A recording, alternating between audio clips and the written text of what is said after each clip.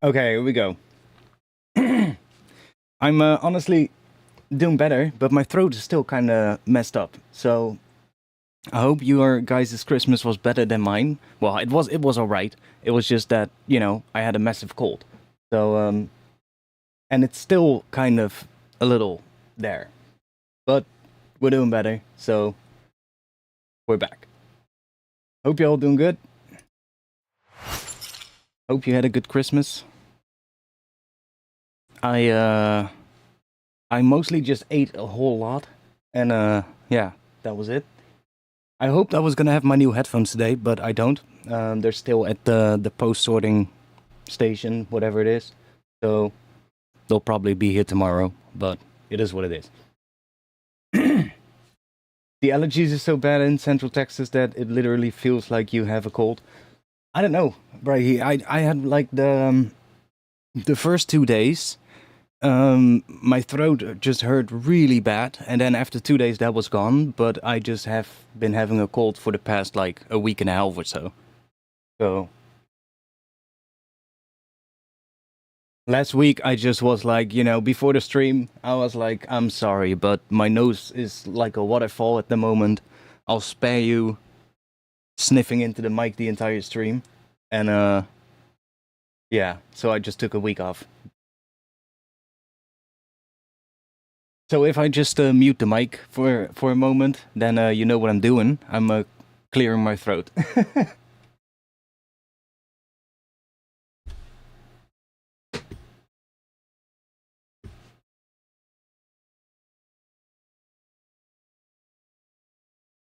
Let's just do that. Let's grab a track. I just want to do some sound design first and just get back into it, because I honestly haven't really... Because, like my hearing was also different because of it, right? Because, my sinuses were blocked and all of that. So when I was trying to make music, I was like, I can't even hear stuff normally, So I was like, well, that's not going to work. So I also just did nothing music-wise.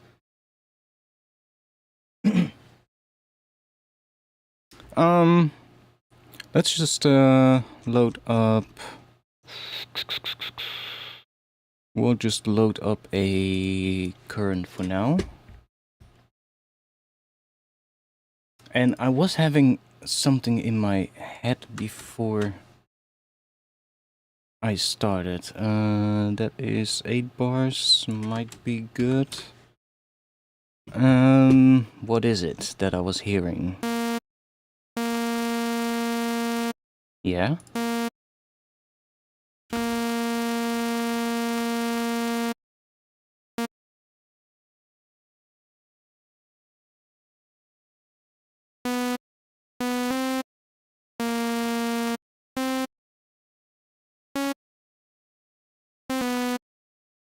Not entirely sure, but let's see.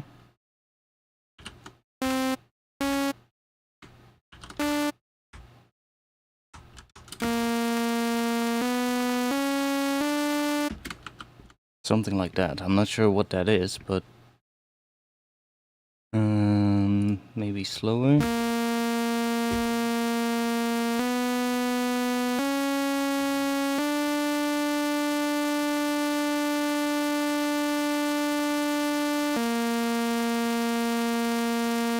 Now, what would be the scale that we are in? Because we're not in...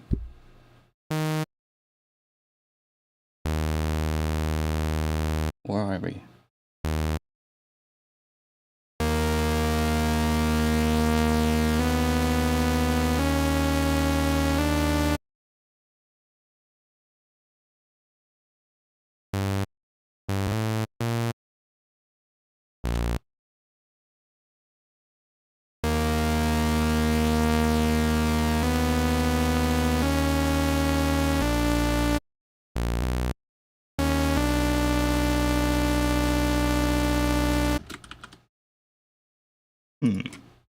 Let's see where we end up.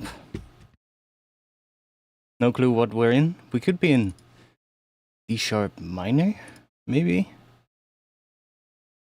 And then... And then for some reason we're going, okay, I guess this is then borrowed from the harmonic minor, but maybe that could work.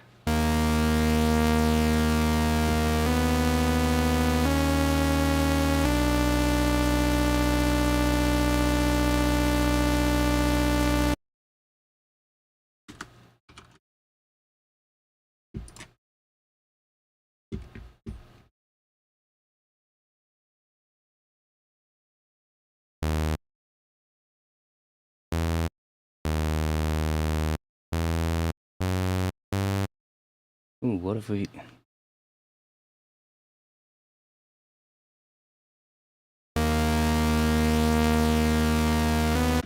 Let's also set up a little bit of a different patch here. Let's do this. Maybe do that. And let's do a little bit of that as well. We'll just use the same one.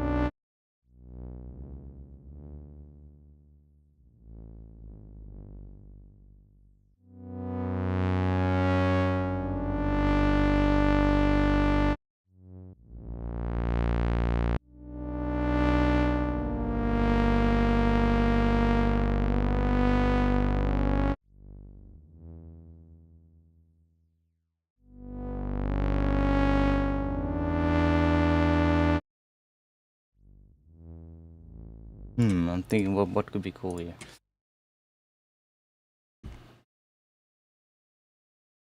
Because we could also...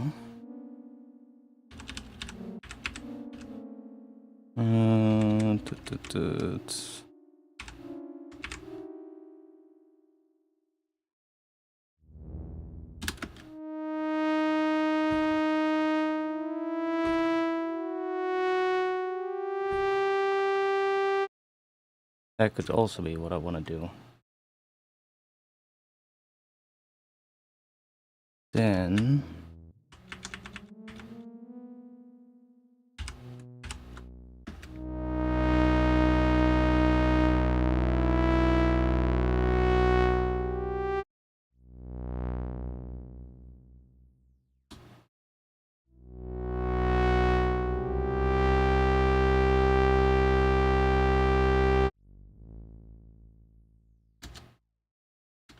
Does that work?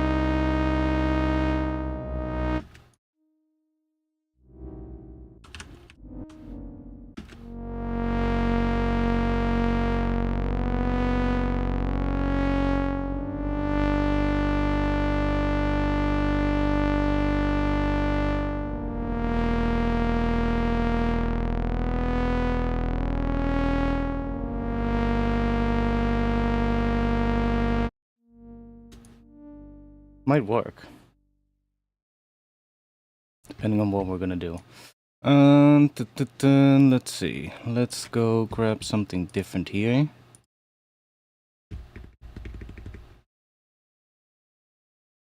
Just shuffle.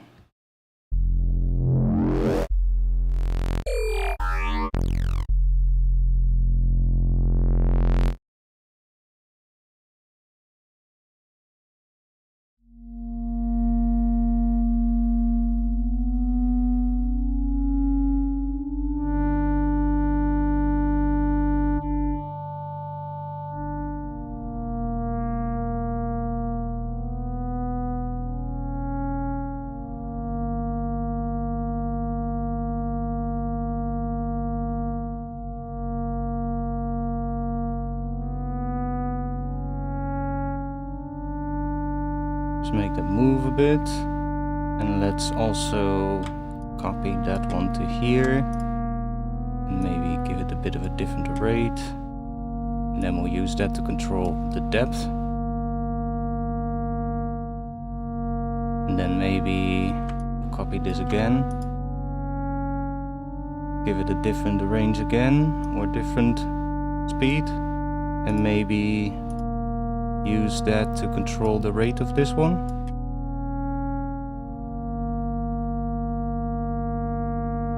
And then maybe we use that one to control the depth of that. So we get a whole bunch of random stuff. And then we can also use these to put it on other things here.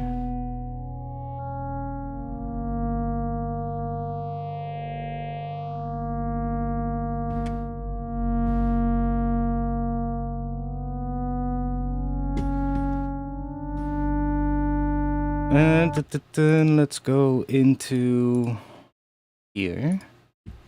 And let's see, let me check actually, because I kind of want to make these chords bigger and see what we can do.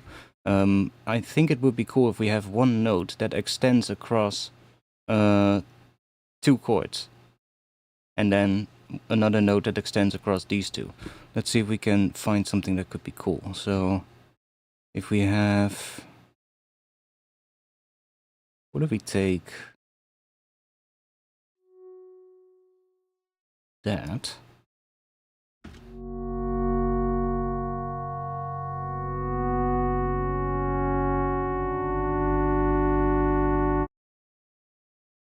And then just go to here.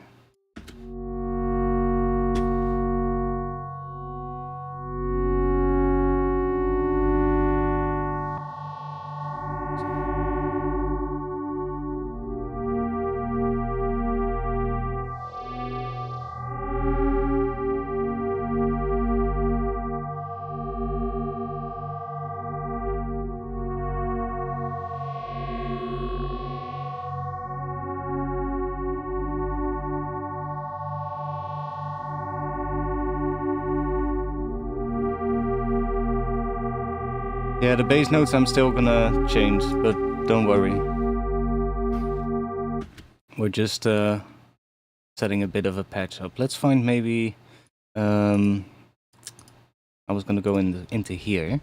Let's find some kind of a sample. I have a bunch of orchestral kind of sounds here. Those could be pretty cool.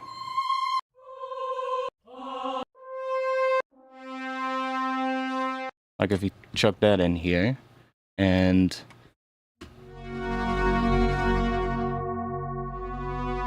like that is already nice that it moves. So maybe if we do this and then just bring the speed down a bit.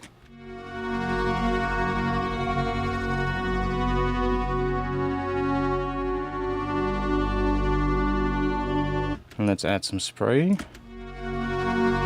And I'm gonna mess with the rate, I think. Let's set that to 3.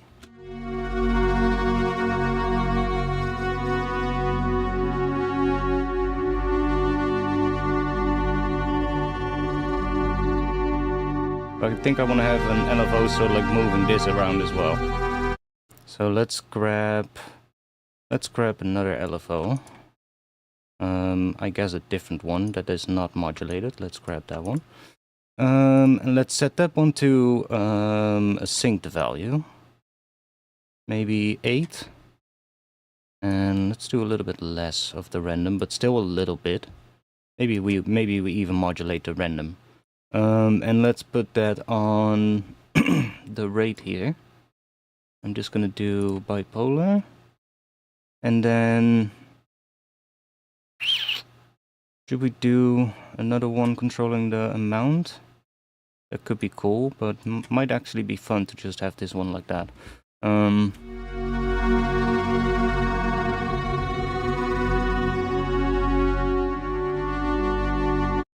Let's see.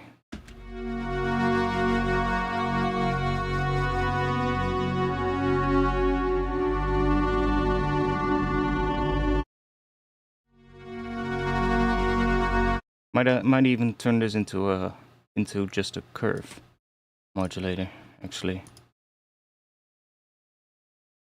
Let's see.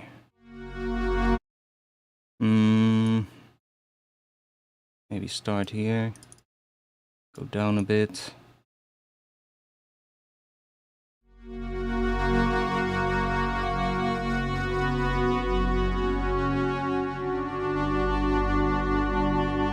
And let's set this to 3.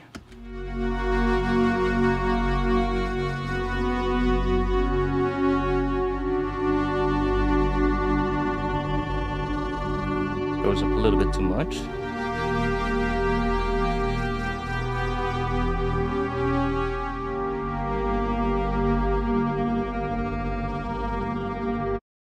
Can also just make this go up a little bit less.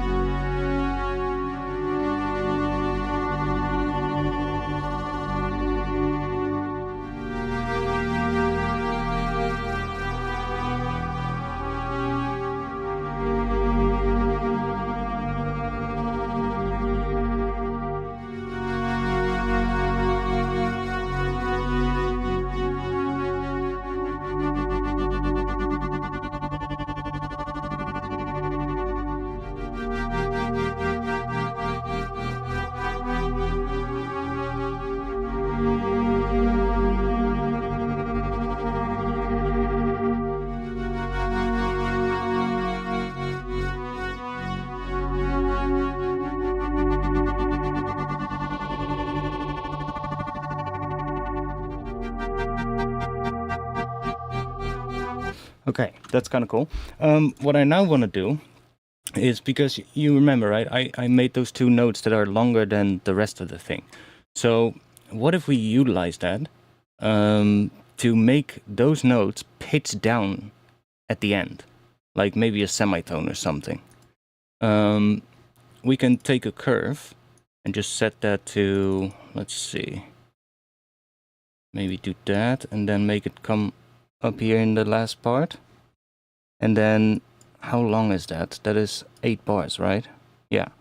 So if we set this to 8, and then set it to 1-shot mode, so that it also extends into the release time, so that it basically just holds it up there at the top. Oh, let's move it to that one. We aren't using that one yet. So that it holds it here when it reaches that, and then basically it stays on that pitch. Let's take that and put it on the global pitch here.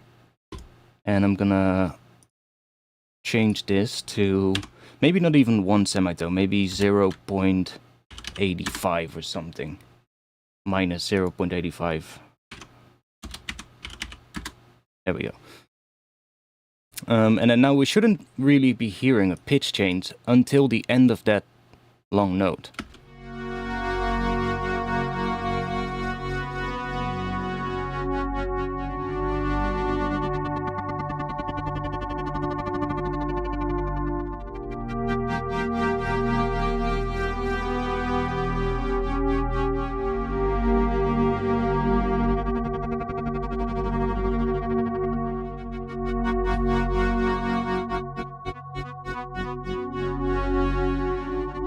Let's add another wavetable.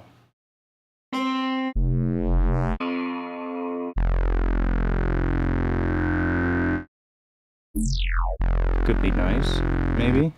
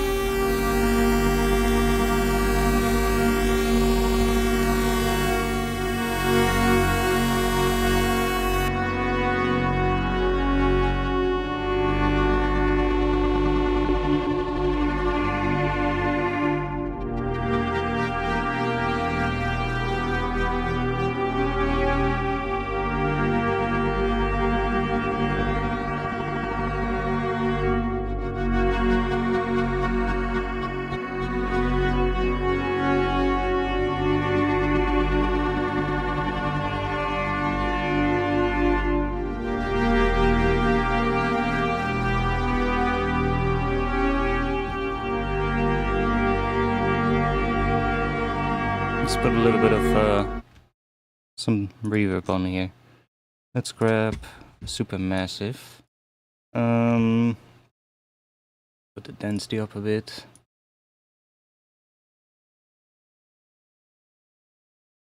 Let's see, which one should we use? There's I don't even know which one is good for reverb. Let's see.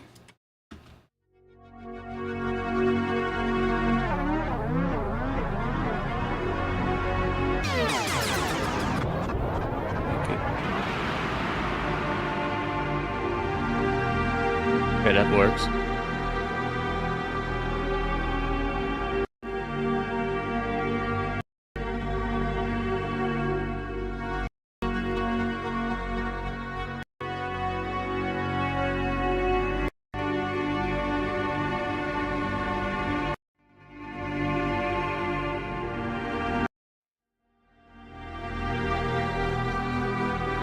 Actually,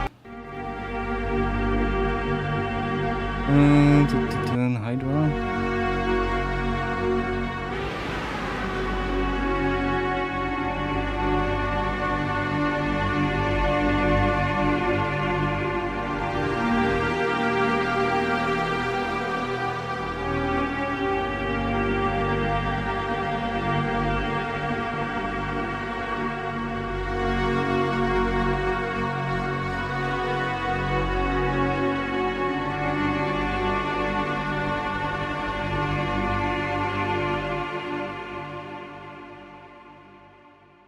Can also try this one.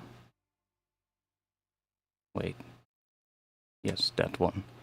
Can also try doing up.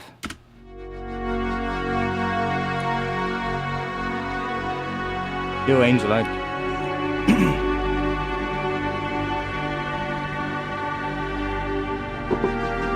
Up is actually nice.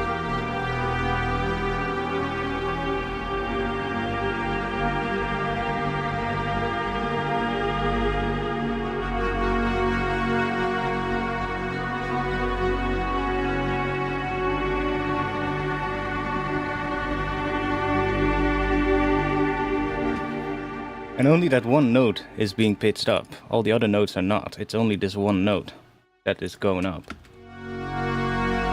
You could, I guess, do this with NPE as well, but...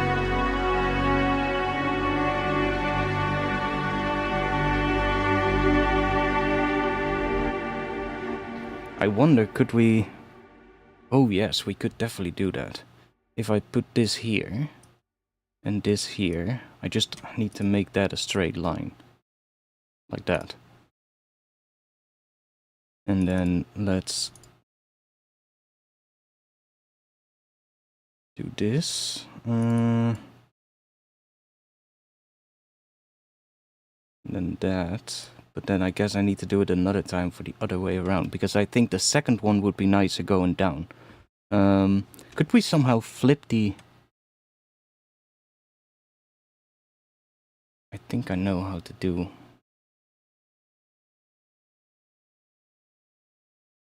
If I put this like that... No, it's probably easier if I just put this here. And then that there.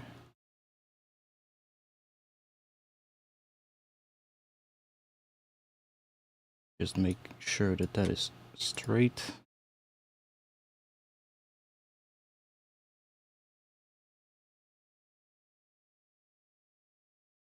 If I set it to 16ths.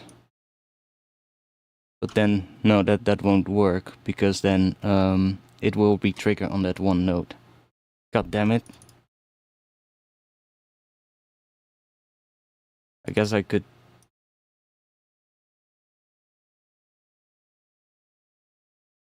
Could I somehow flip this in the second time that it plays? Is what I'm wondering. Like if we have just this kind of a shape,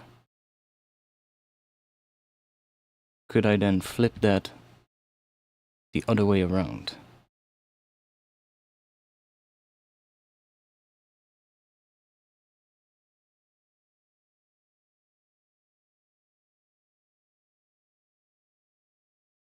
Mm.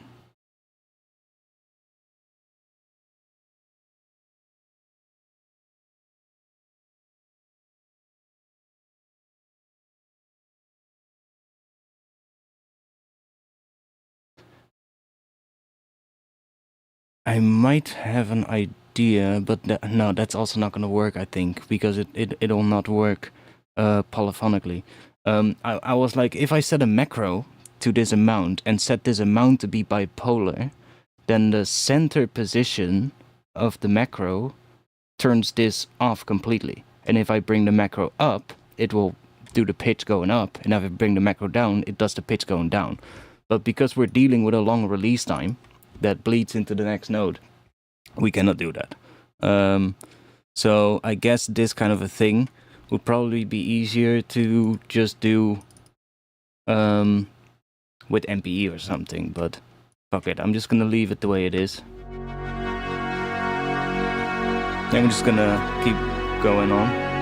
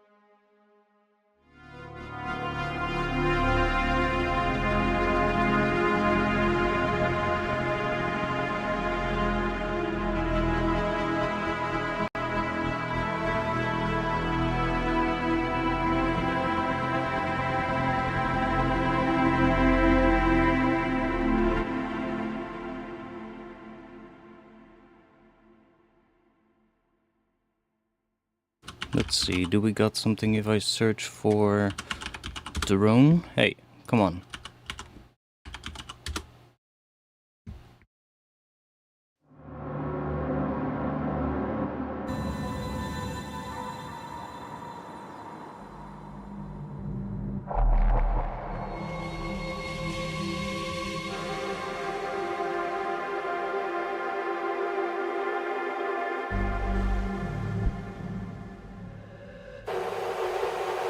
We get monophonic stuff.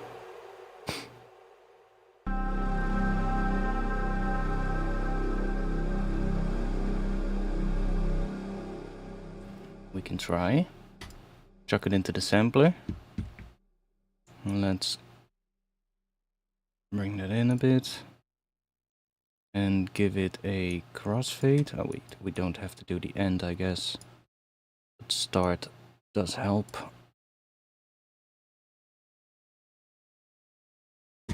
Let's see what we get. Let's maybe use another filter for that one. Just chuck it on here. And let's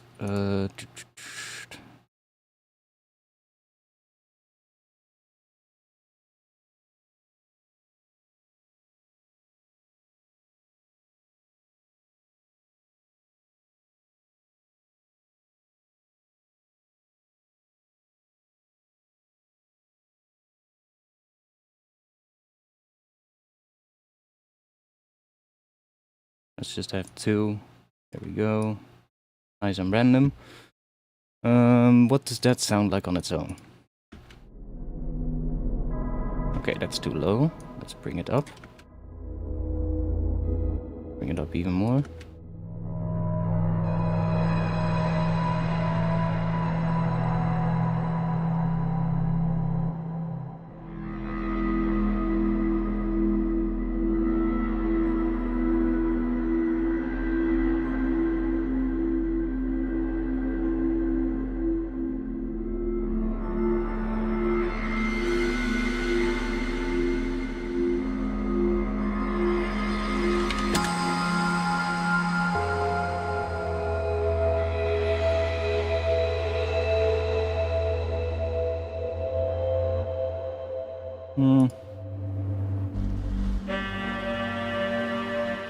That could be fun.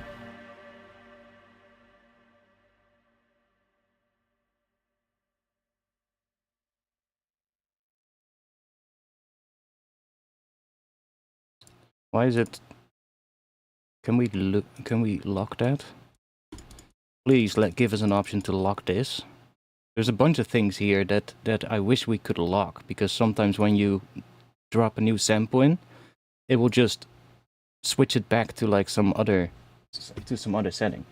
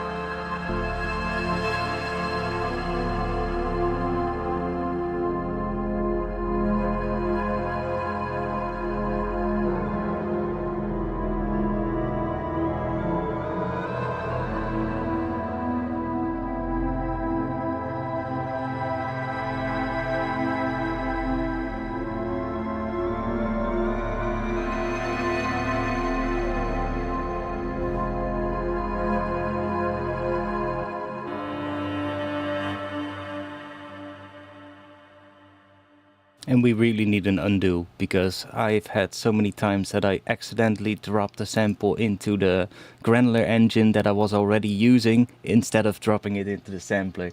That happened so many times from here because of these 2 buttons, where I'm just chilling. I've just been working with the granular thing the entire time, and I'm like, okay, now we need to add something into the sampler, and then I'm like looking for a sample, find something, and then you click on grains instead of sampler, and I'm like, fuck. What was the other sample again? I've had that so many times. So we really need an undo to be able to undo that when that happens. That would be absolutely great.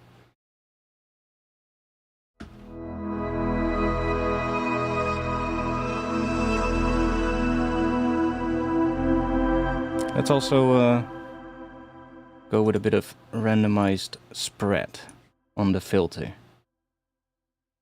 I think that will be nice. Let's do that here as well. And let's just do that. We get some more width.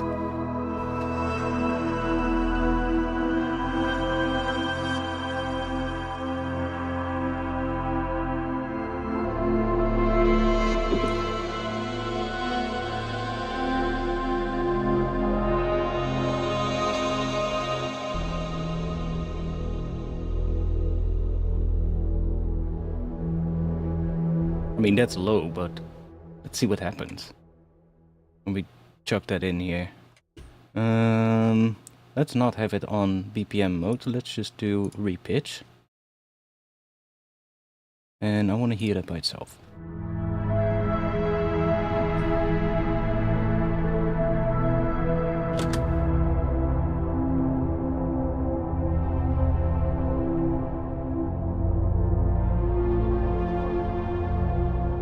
Like, it has a ton of low end, but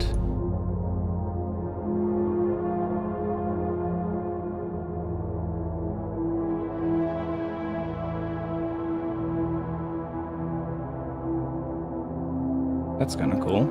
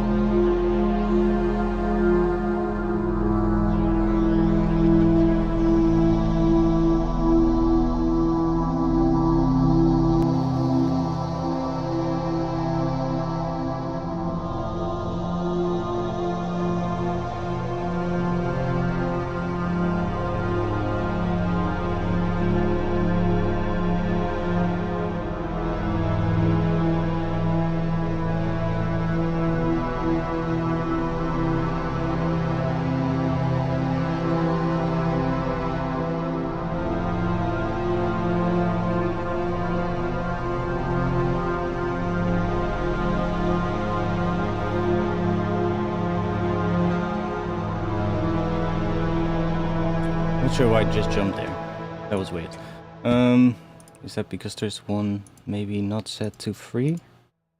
No, they're all set to free, so not sure why that happened.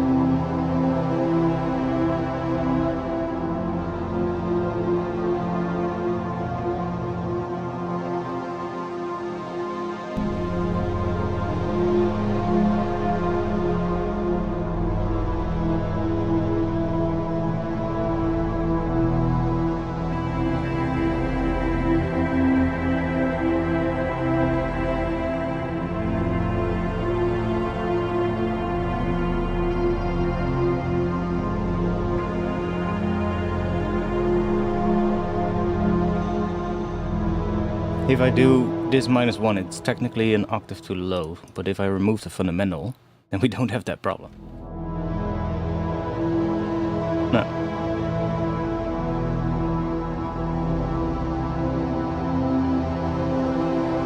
Might be interesting.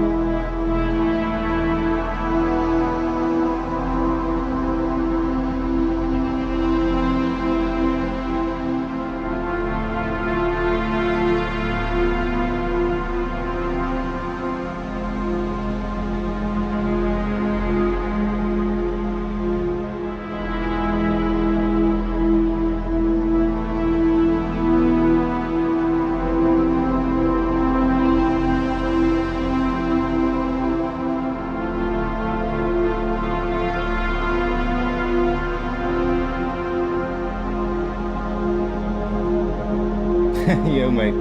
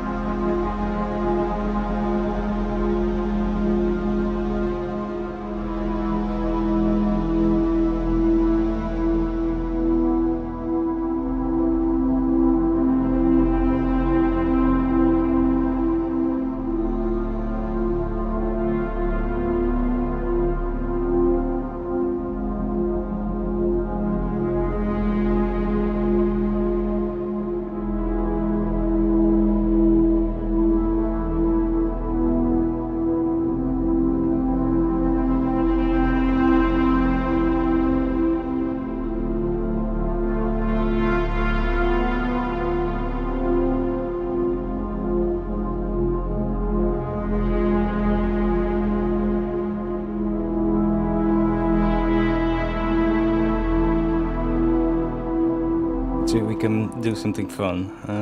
Let's try 3, 8 bars. Yeah, maybe 8 bars. Let's try that out.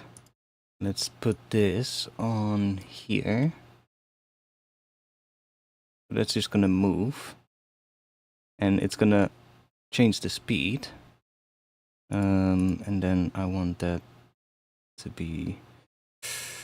Let's do something like this, and then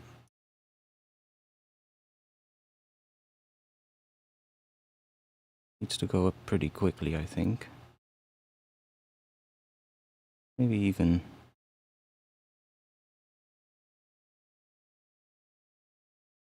like this, and then let's see, let's grab, right, so I'm gonna put this on, no, on 0. And let's use this same one. Yeah, maybe the same one.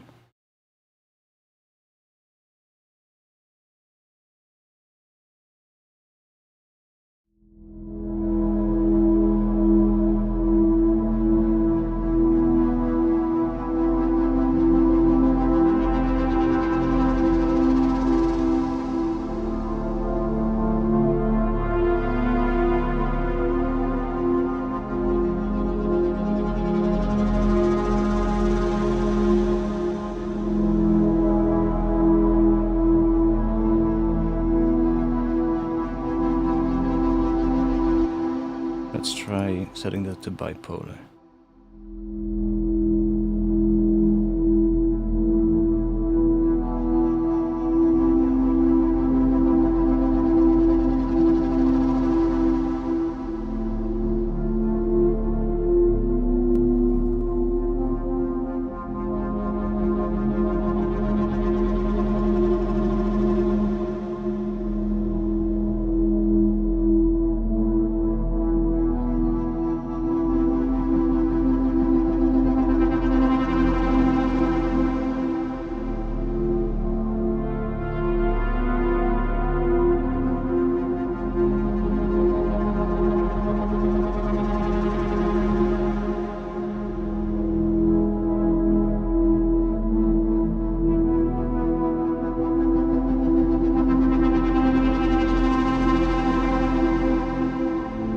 Interesting.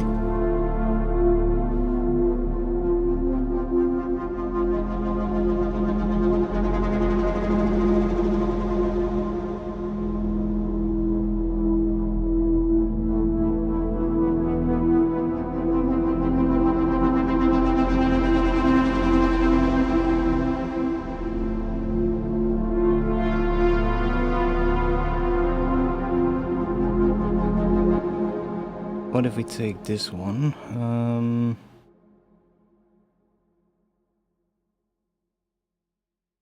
And we had another one somewhere. this one. What if we use that to control this?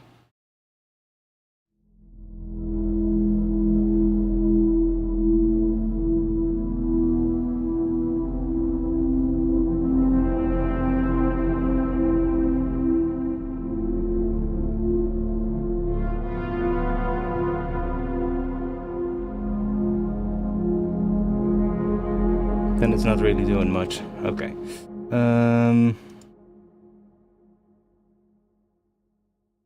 Let's replace that with curve. What is it? Curve 7? No. Where is it? Yeah.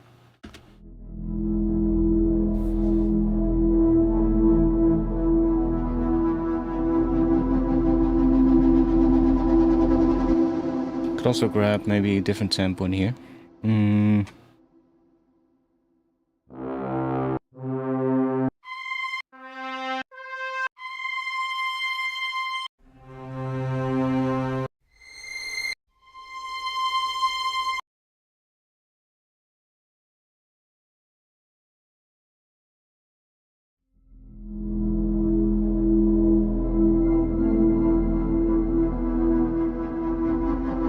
Set to E, but it's not E. C.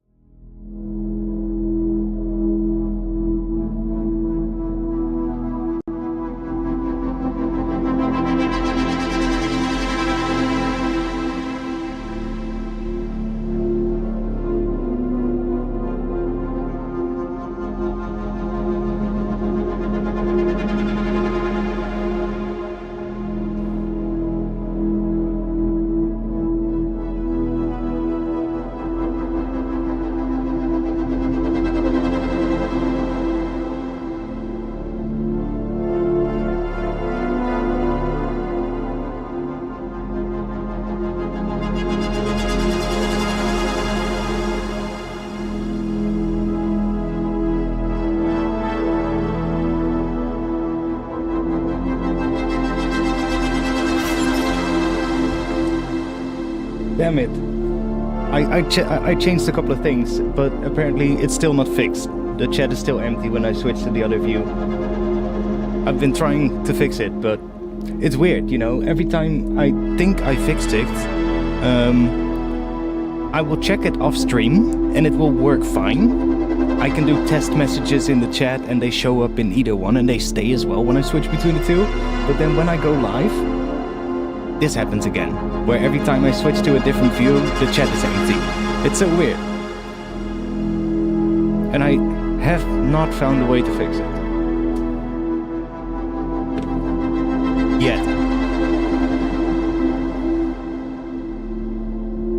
Okay, let's see. So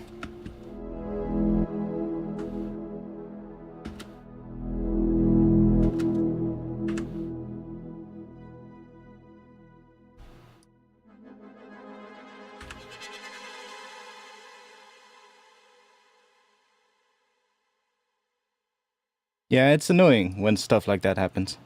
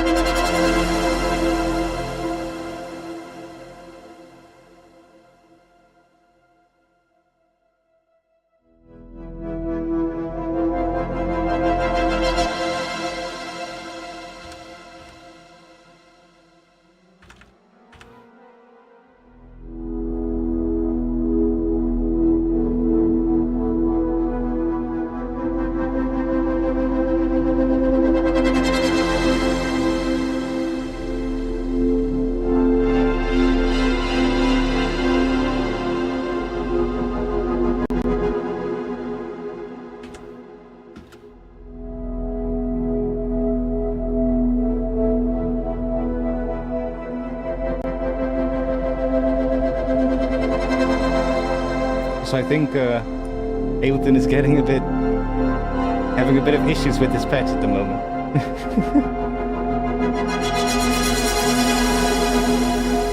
Yeah, it's like a weird thing. It's like all I'm trying to figure out is why the chat gets empty every time I switch to a different view. That's the thing. And I have no clue why it happens. Because as soon as I switch to a different view of stream, with the test messages, it just works. There's no issues at all.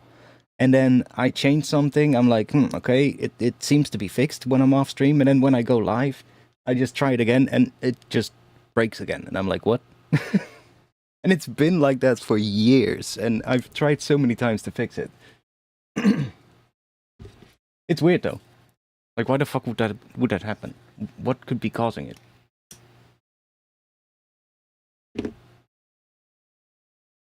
Streamlabs.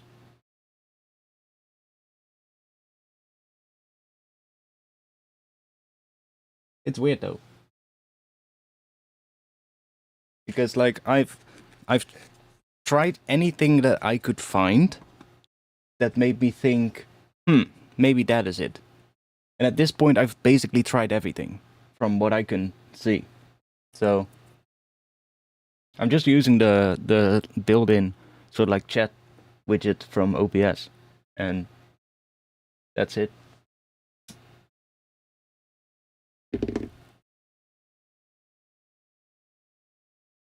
I mean, yeah, there are things like, I mean,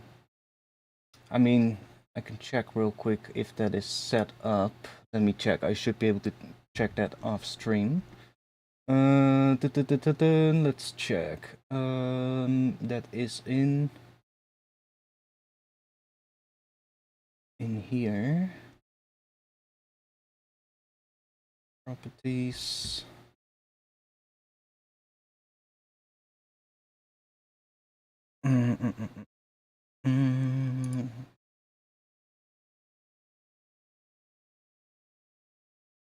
Yeah, right. There's the setting refresh browser when scene becomes active. That could probably do it, but that is turned off. There is one setting turned on at the moment called shut down source when not visible. Maybe that. Let's try it. Let's just turn it off, and let's go to the other one, and let me go in there as well, because I don't know if that one is linked to the other one. No, that one is separate, so let me just do that as well. Okay, so now I changed both of them.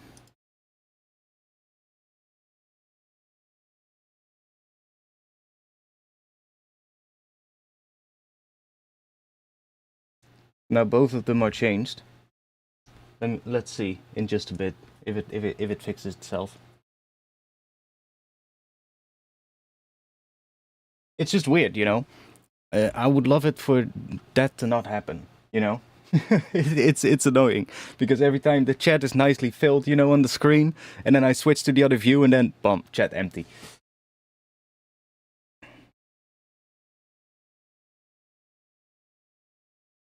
So let's just fill the chat up, and we'll see what happens when I switch back in a moment.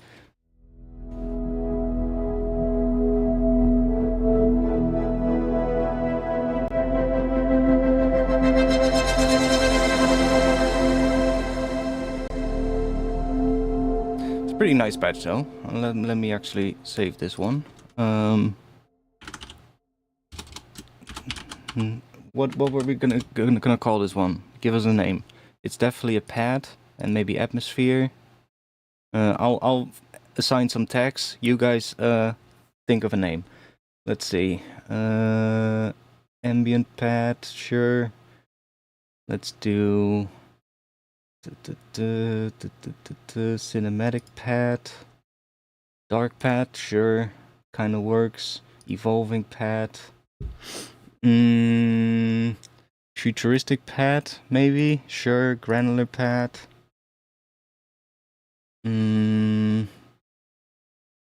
Hybrid pad? Yeah. Why not?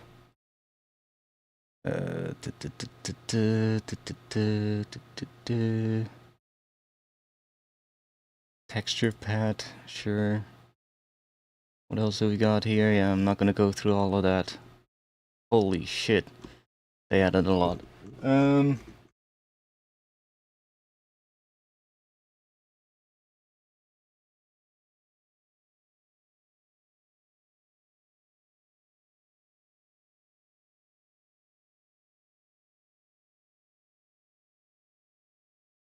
Sure, we'll just call it that.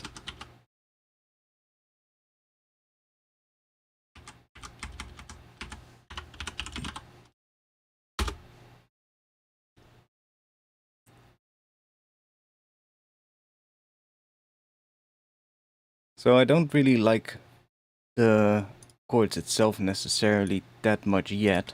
So let's just, we can I guess do that on this track. Let's just grab something else for a moment.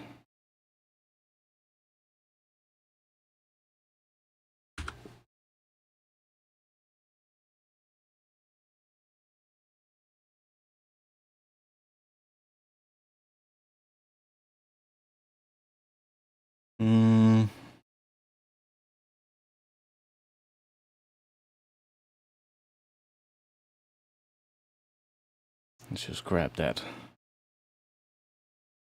Want a big range, so we can write a full progression with it.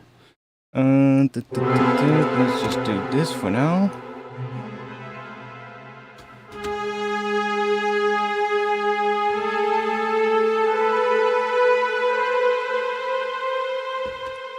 Okay, let's grab this and let's do a bit of module stuff.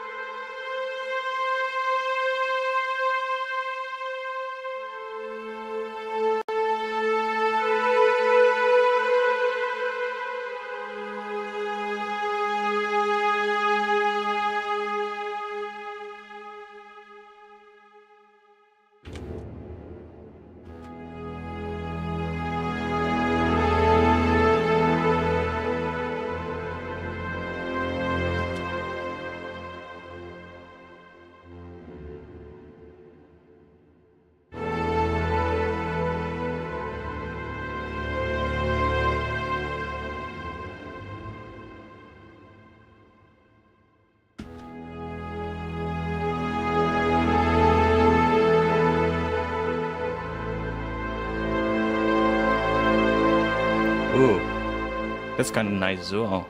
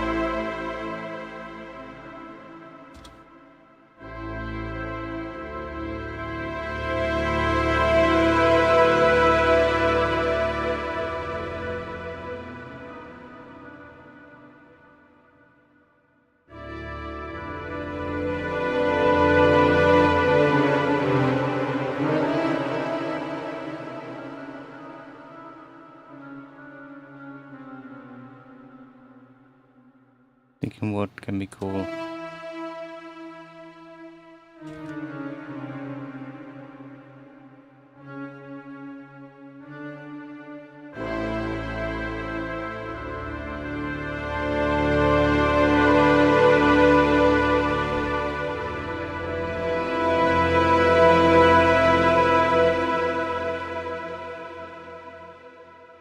Also pretty loud.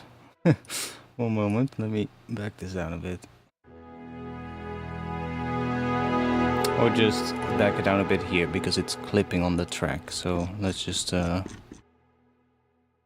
bring this down a bit.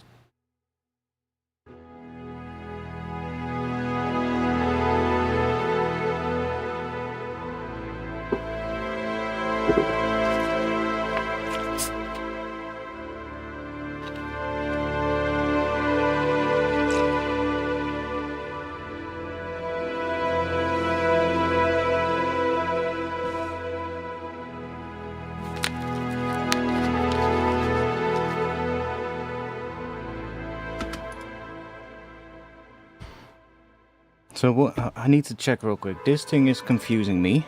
Here, the thing here at the top. So let me just... I know what we're playing, so let me just do this. We have E to A to D to F. So that A could also be F, by the way.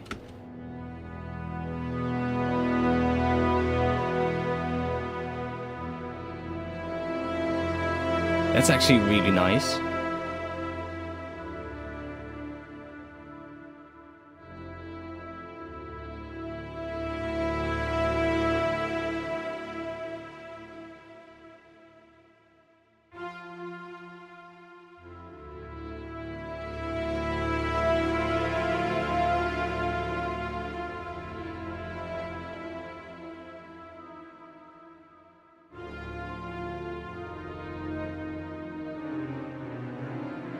Okay, that's E. Yeah, okay.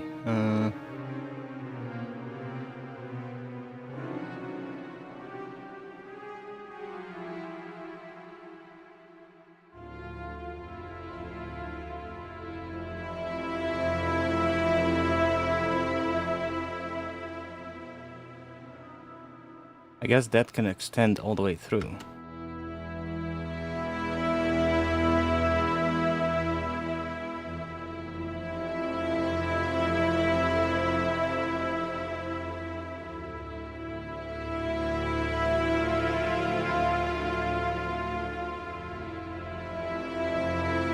That would work, but I'm thinking what could the chords be here? So we could go E, let's say E minor, right? But let me bring these up a bit.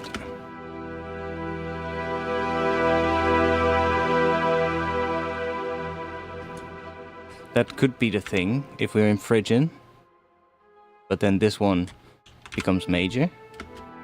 Because this would be imply Phrygian.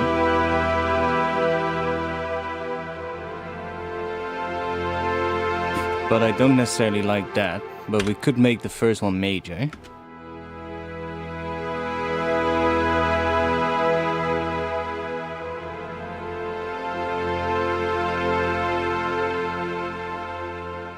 And then we could just copy that over, and with that note beneath it, we get basically a 7th chord, I guess.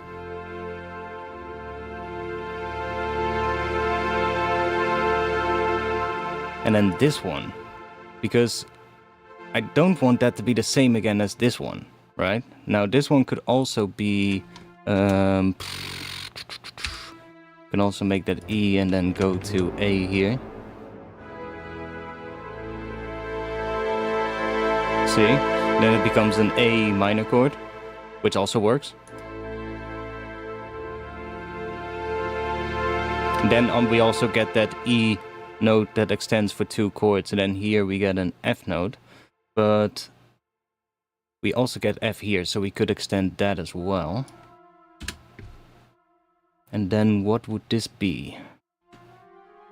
Like I kind of want this one to come back here, I guess, so that it goes up here and then back down there. What if we do that here as well? Then this becomes diminished. That could be fun.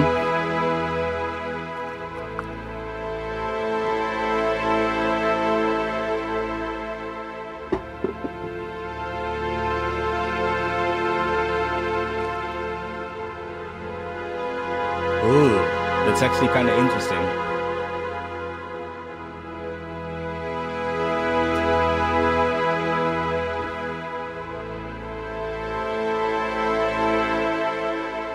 Now does that... We could now also make that one F and then make this F major. Because then it's also different from this one.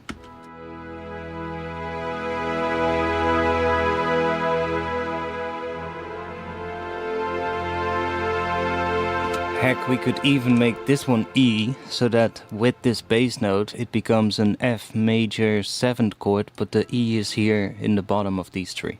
So it's kind of an inversion. But we're probably gonna mess with these notes a lot, in terms of the octaves. Oh, that's nice.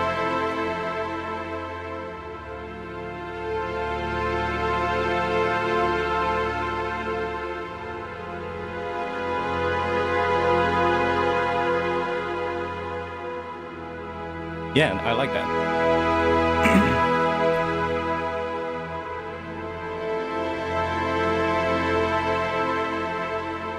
Could we somehow use that? Would that thing that I played earlier work on top of this? That's the question. Let's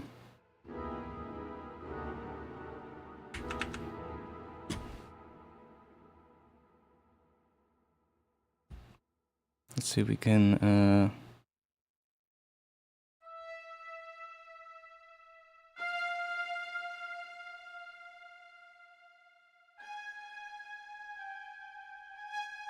So it's not on E, because that would not fit the scale.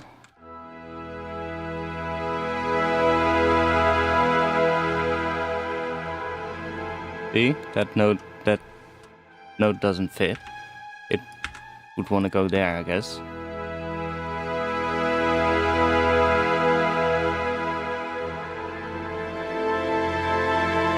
That works well as well, but I was playing this earlier.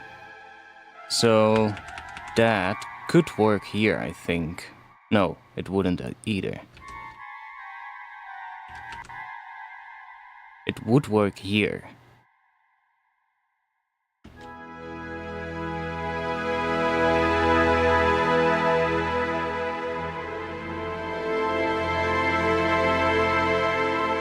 That actually works pretty well.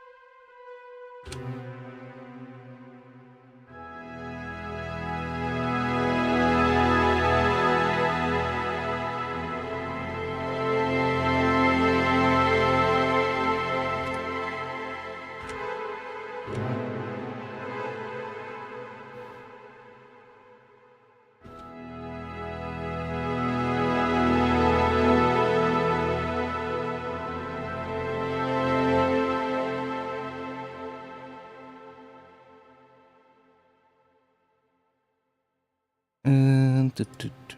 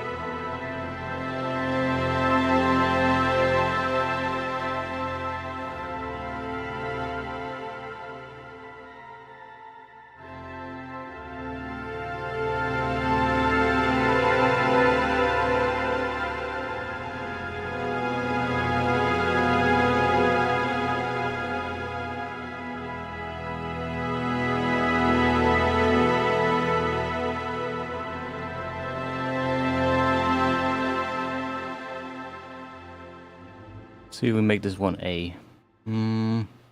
A minor. That would work. That would work as well. That would work as well.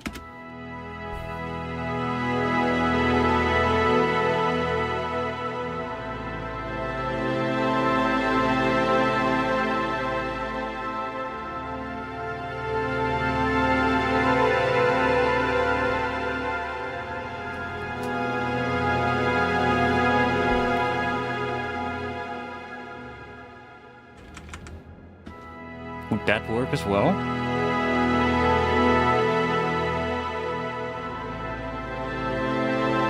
I think it will.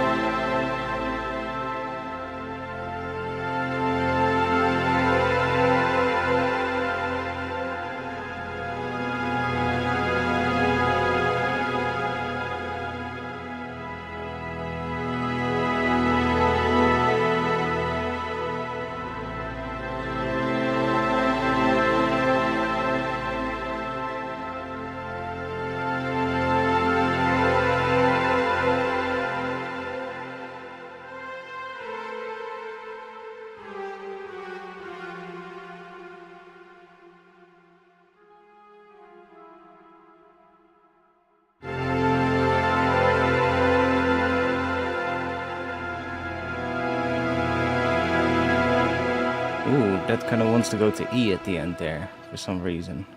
That could also be cool.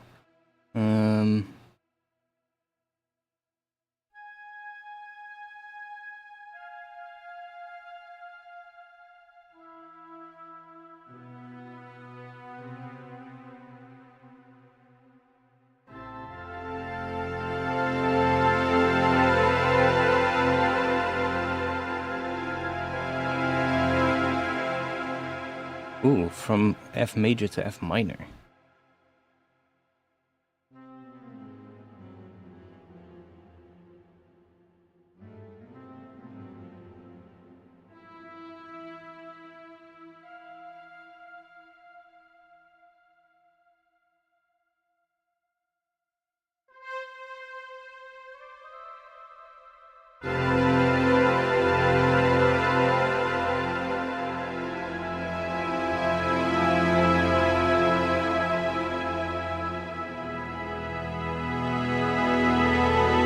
Interesting.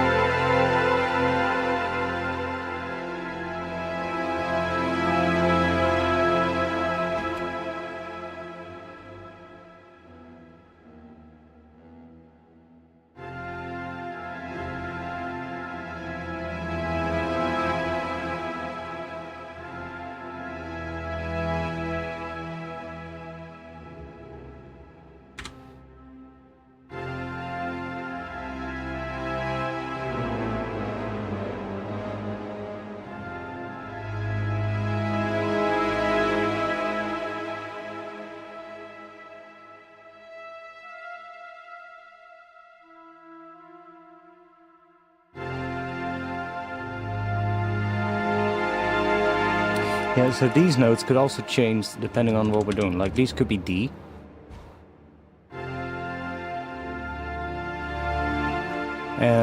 It could be F.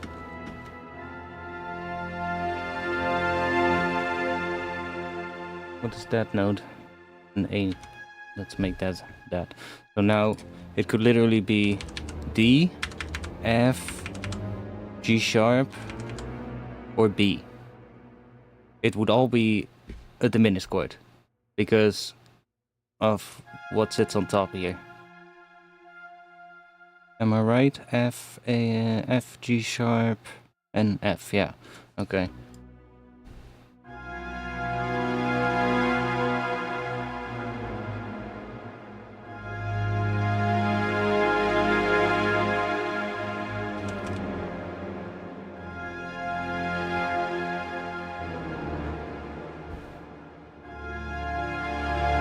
Kind of all becomes a diminished chord because if you look at it, like B, D. So these notes are all just thirds apart, right? If we bring this up an octave, see? That's also a third. So this keeps stacking on top of each other. So these 4 notes, depending on... You could put any of these in the bass, and you get the same kind of chord, basically, but with a different bass note.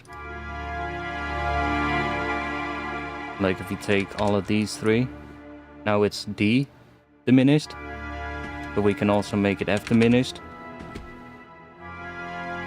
And they all kind of sound the same as well. It's just that the bass note is slightly different.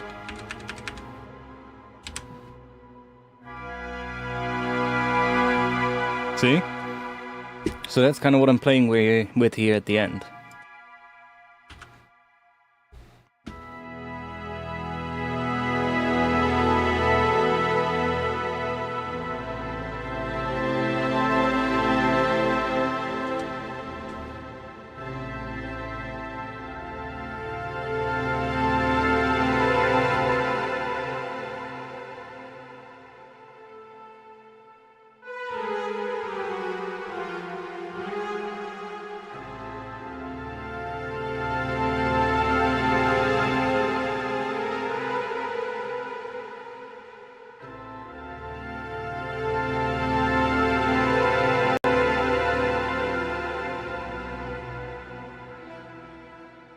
But that kind of wants to go to E after this.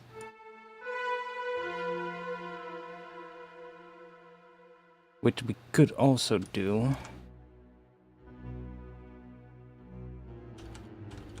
Could just go to F there, and then that E will work. Then this could be A, but we could also make it minor. Then let's go to F minor at the end there, see if that works. E. Just keep that on C then, I guess.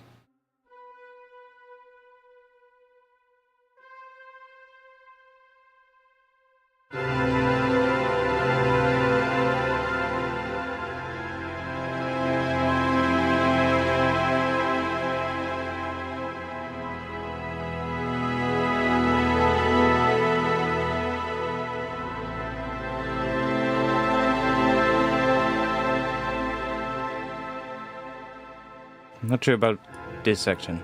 This section I like.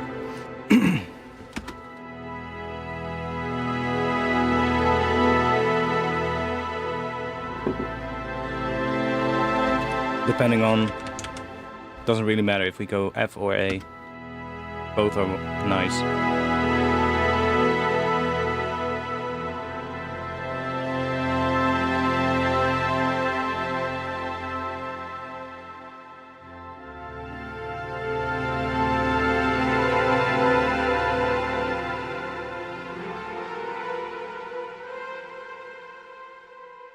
If I go to F here, then this doesn't want to, or to C here, then this wants to go to B. So then it will want to go to that diminished thing, which is kind of interesting.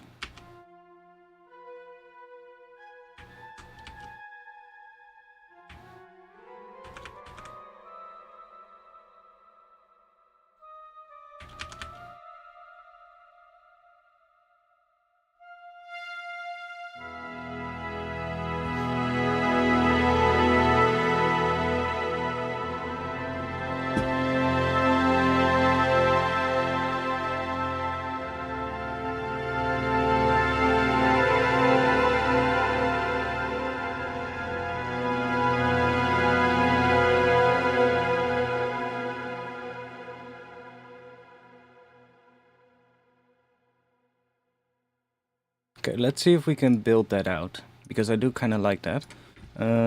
So let's see, I'm just gonna grab some kind of a vocal thing.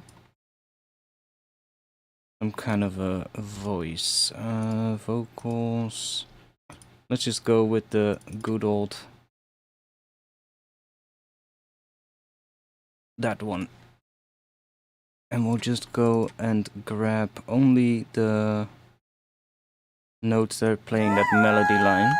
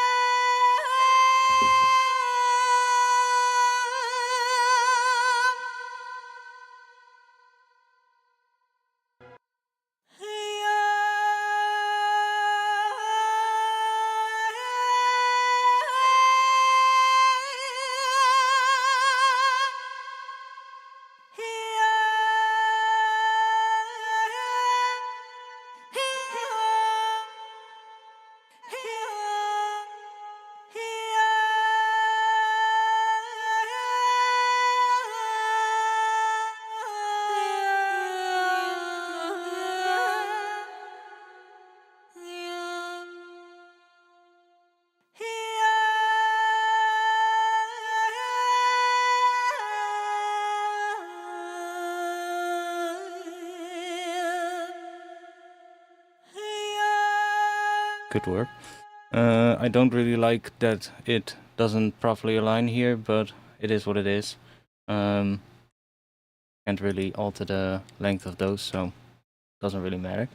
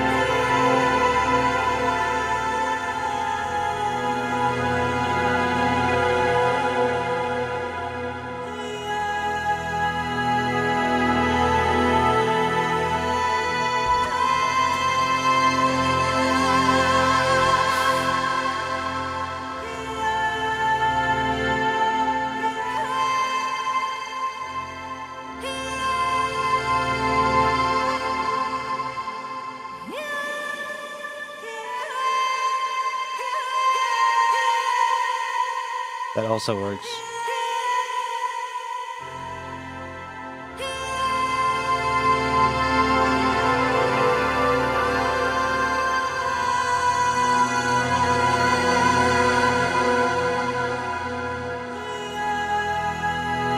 Okay.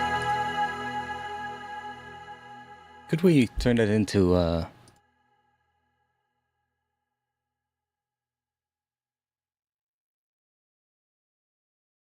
Let me see. I want to check something out before I commit to this thing.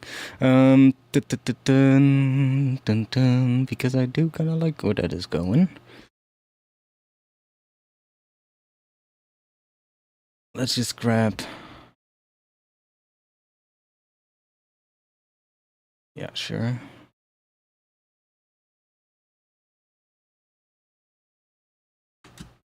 So we would get.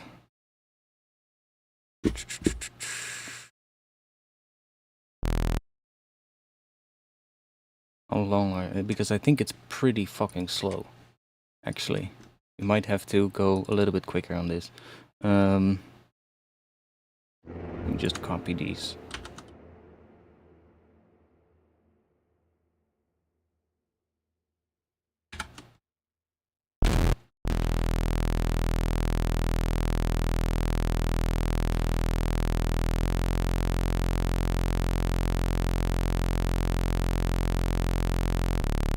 See, it's really slow. Let's copy these as well.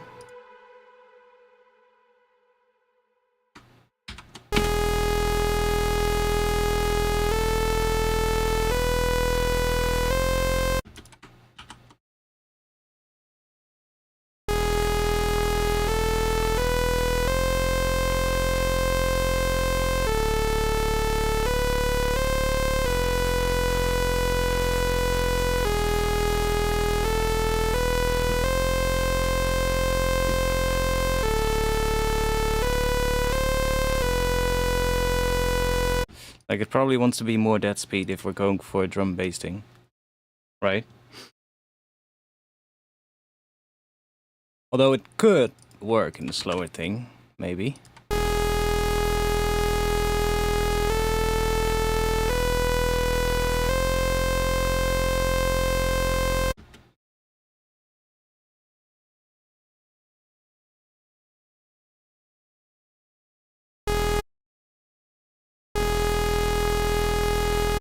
That's probably too slow, honestly. What does this sound like if we make it? The chords could speed up as the track builds. That's true. That's true. That could actually be a good idea.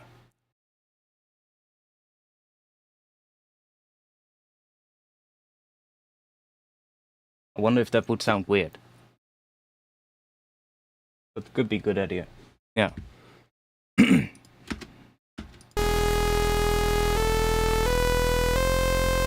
because this would definitely work.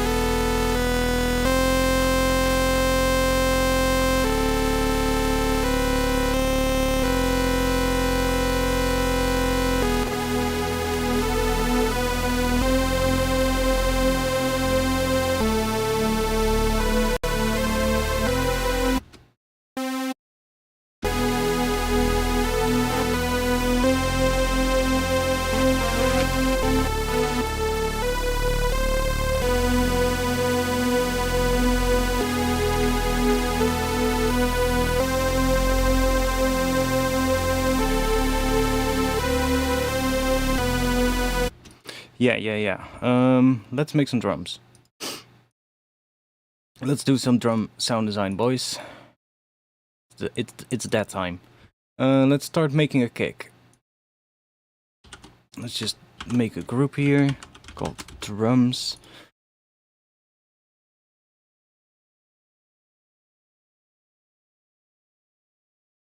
And let's give us a couple of tracks. Let's do kick, snare, but I probably will go for break later, and then hats. Hats, there we go. Let's do, I'm just gonna grab Serum, because I still prefer Serum for kick drums. Let's go and grab, we'll just do this, clear all, do that. Let's make a couple of harmonics in here. Let's go and do a bit of that one. Let's make a bit of this, mess with that a bit. Maybe we'll add a bit of this one as well. And then let's go in here and let's maybe add a bit more. Maybe mess with these a bit more as well. And then let's go and we're gonna go back down a bit on this one, that one. And maybe change this ever so slightly again. And then we'll just go down. Basically just adding like some different sort of like stuff here, and then we'll go back to a sine wave. There we go. So that's very subtle, but let's do that, and let's do crossfade. So now we have some sort of like harmonics in here. Let's get started with that. Let's do this, that. We'll start with that for now. Make it a bit slower maybe. Let's give ourselves a bit of a thing here that we can play with.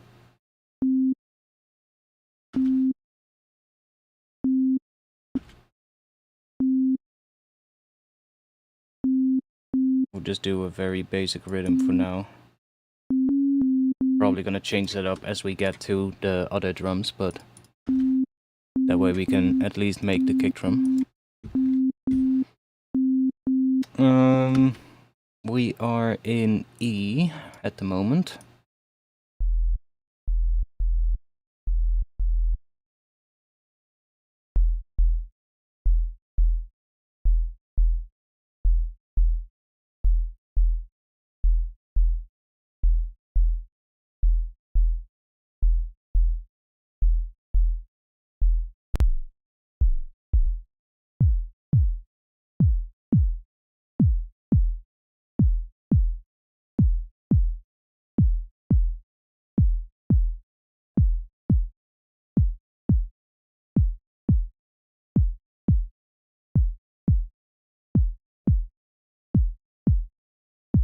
Let's make ourselves another kind of shape, which we're probably gonna mess with a lot. I'm gonna chuck that on here.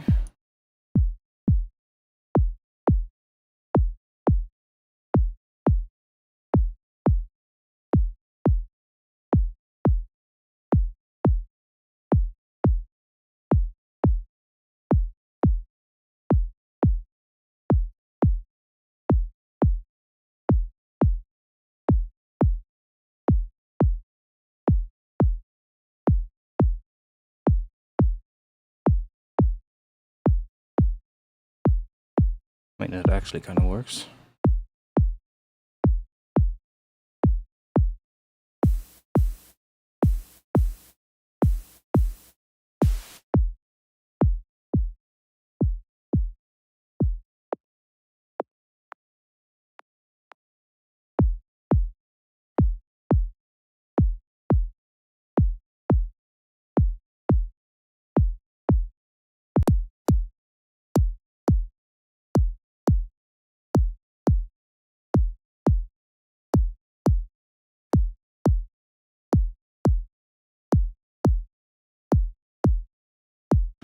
Okay, now for this, okay, that is a bit much. Maybe. Let's go back in here. Let's remove the morph tables. That's probably this one. Yeah.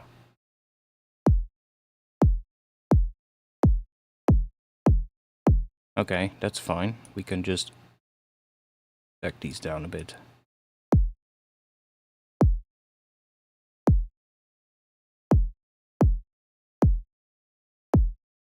And then let's do crossfade again.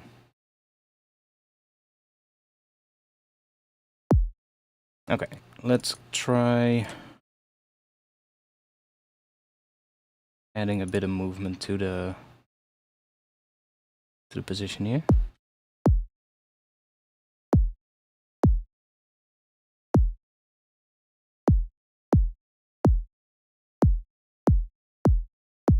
Just so we get some extra harmonics. You don't really hear them very well, but we're gonna bring that out anyway.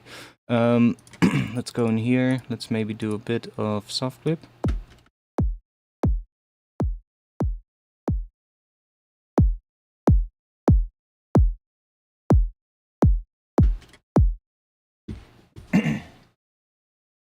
I don't have the new headphones yet. They are still stuck at the post office sorting station, I think. Let me check. Oh, not that. Let's see if something has changed. No. Still awaiting shipment from the post office place.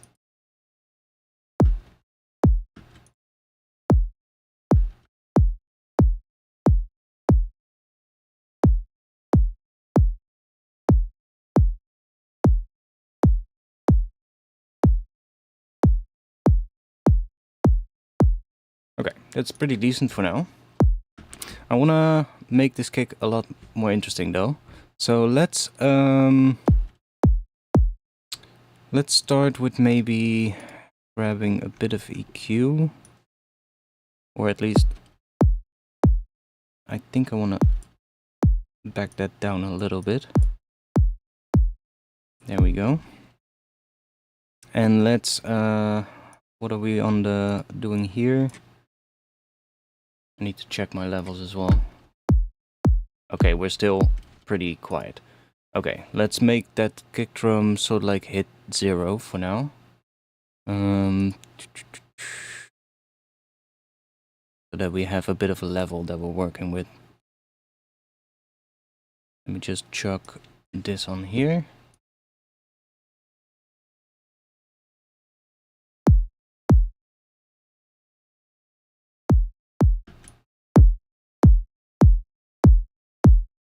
Okay, so that is kind of hitting 0.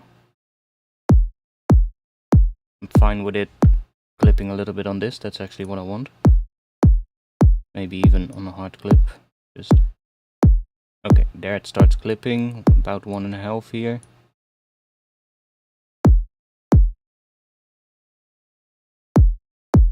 Okay, cool. And then maybe back this down a bit. 69, sure. Now it still sounds a bit weird, but that is because it has too much bass. We do that, it already starts sounding a bit better. But I want this to kind of sound a bit dirtier, because I think I have an idea of something that could be fun. So let's grab Let's grab a hybrid reverb. Let's do convolution. Let's just chuck that up to 100. Turn that off, or just turn this off completely, because I'll just add my own.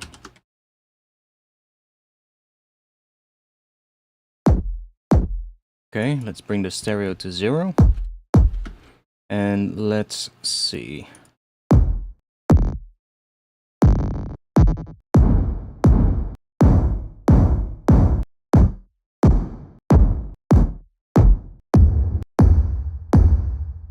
Let's also give this a bit of a tag. And we're going to decrease the decay here. And let's turn the pre-delay off maybe. Could increase the size a bit,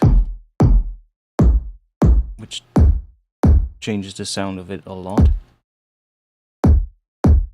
And this is gonna take some messing with, honestly.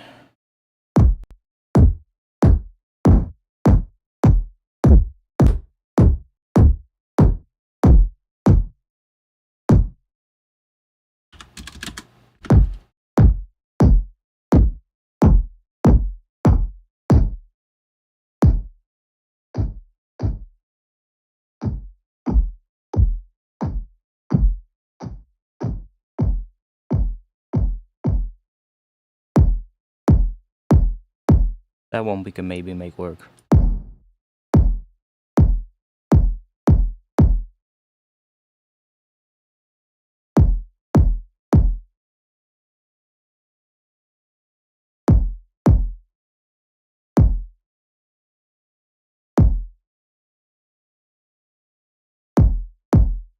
Let's see what happens if we start messing with this.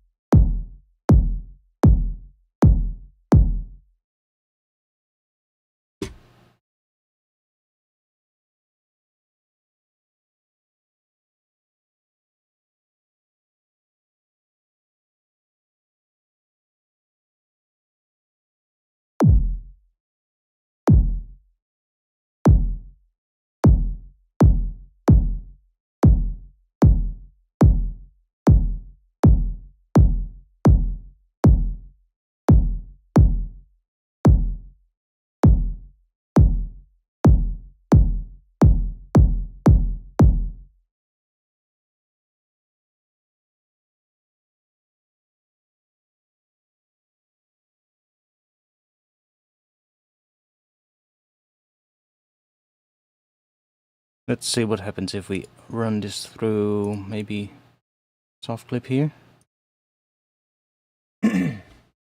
Yeah, this is a lot of fun. Ableton's convolution reverb, or at least a hybrid reverb, if you set it to just a convolution mode, then it will always be the same, right? Because it's basically just a sample underneath this, right? A sample that is the impulse response. With the algorithmic reverb, it calculates the reverb, right? It's basically mathematics. So with the algorithm, it's also randomized. Every time it plays, it sort of like has a randomized kind of sound. So if you use, like, for instance, Valhalla Room or Valhalla Vintage Verb or any of those are all algorithmic based reverbs. So if you want to use that, for instance, for making a techno kick, because that would kind of be the same approach, right? You would do something similar. Then the rumble is also going to be random every time the kick hits. It's not going to be the same. But if you use a convolution-based reverb, then because it uses an impulse response sample, it's is always going to trigger the same reverb response when you play the sample, right? Maybe not if, for instance, the reverb from the previous one bleeds into the new one as well, and that kind of creates a bit of feedback, which I guess could be possible if you set it up that way, but in most of the time it would just, every time it would play that same sort of like reverb impulse, whatever you use in here. So that way you can make it a lot more consistent, which is kind of nice. So when you use it for drum sound design, like I'm doing that right now, just to make the kick dirtier, you can kind of shape the EQ shape afterwards and just do all kinds of weird things. You can start boosting things a lot, start cutting things a lot, and just play around with the lengths here, with the size, and you will get all kinds of different sort of like results. And then it's just about finding the sweet spot in there.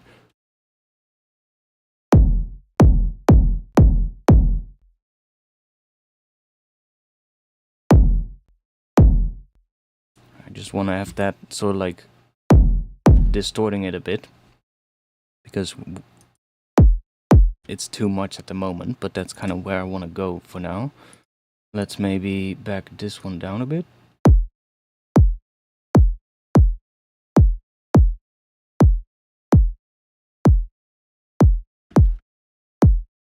Right, so that is probably just hitting the saturation ever so slightly. And then we will add this back in. Now I'm also gonna map this to a macro and just set the range to 0 here. And that will basically be our dirt.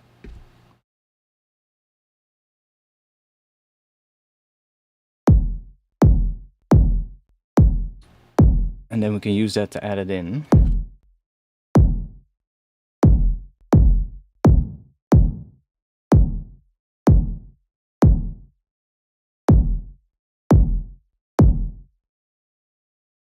But we're gonna have to play with it a lot.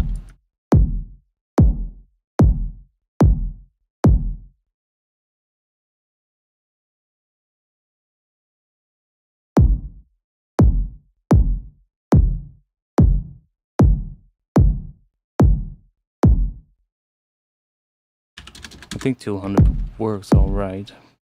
You can also see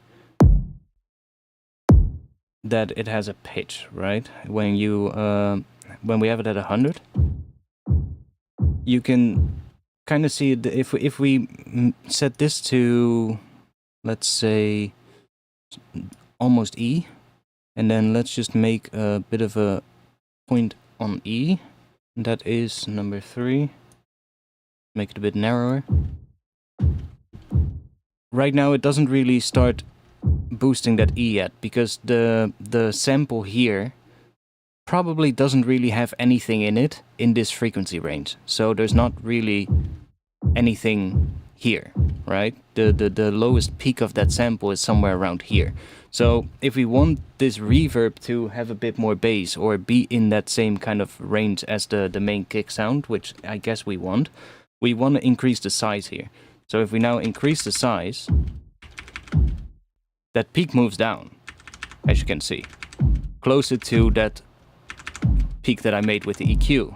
And then at some point, right there, now we are sort of like in the range, so it's exactly around 200. Where it is in the right pitch. And now you can also start seeing that here in the millimeters down here. Let me close that down. You can kind of start seeing it here as well. That it starts extending that kick a lot here. Even, or, well, the reverbed kick, I guess. And we can actually use that sub to dirty up the tail of our kick if we want. So if I start layering this with the main kick, it starts sort of like layering on top of it. So let's maybe take this EQ off. So we're back with that. And let's maybe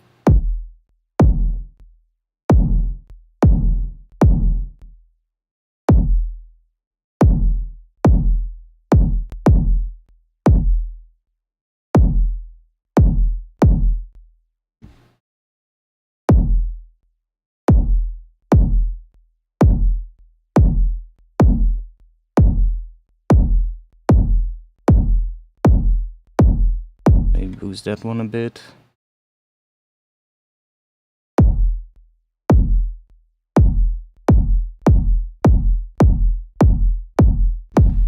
Let's see if we can make it nice at some point.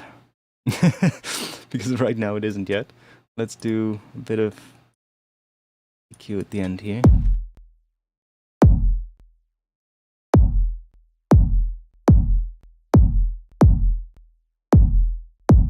And now the kick is way too long, but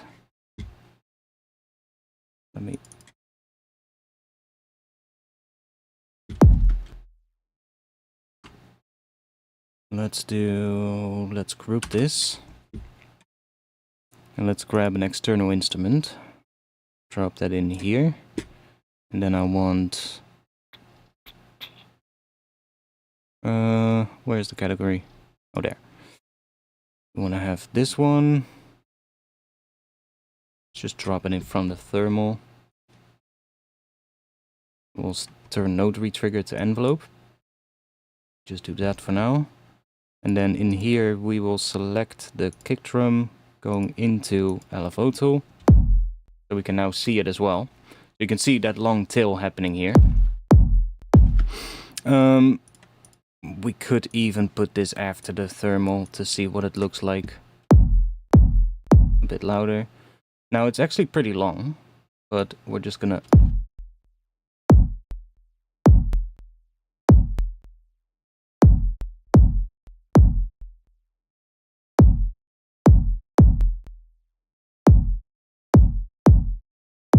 I don't like how this looks. So we're gonna have to mess with the reverb, but now we can kind of see what the whole thing looks like. So that's kind of nice. Let's go. We could try messing with this one and see if that changes anything.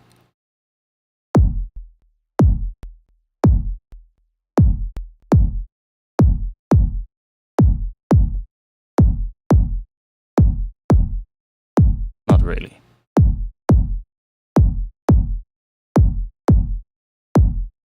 At least not what we need to change. So let's play with the size a bit.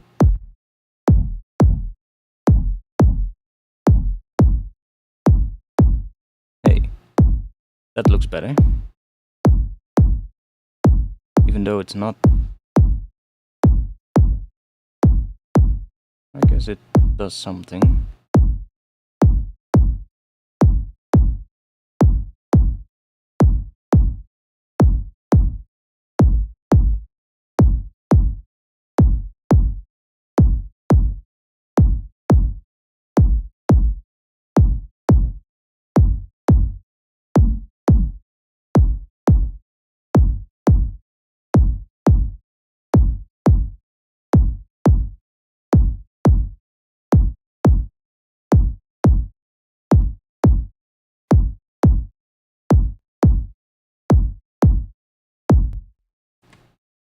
But I might also have to go back into the patch at some point. But we're getting a bit of a decent kick now.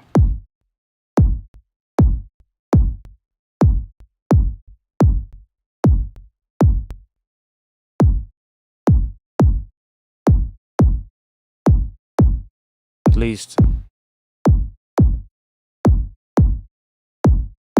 something we can work with.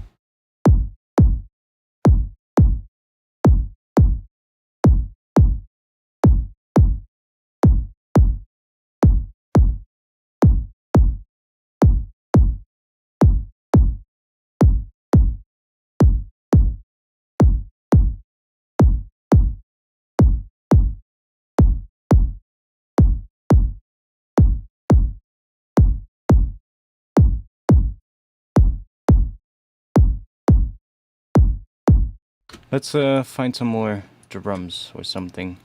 I mean, I do have a break that I was working on earlier. Could drag that one in. Oh, let me see.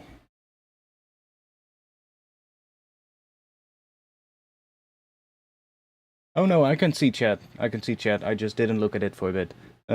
When did I start making music? I don't know anymore. It's been too long. I don't know. Let's see. Let's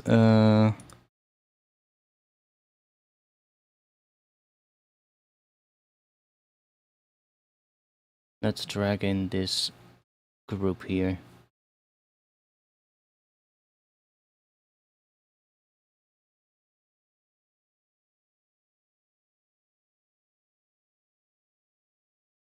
I was working on some drums earlier. Maybe I should just drag the entire group in.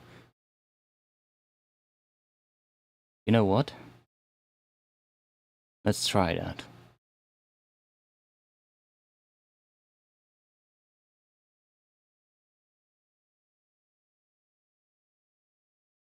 Okay.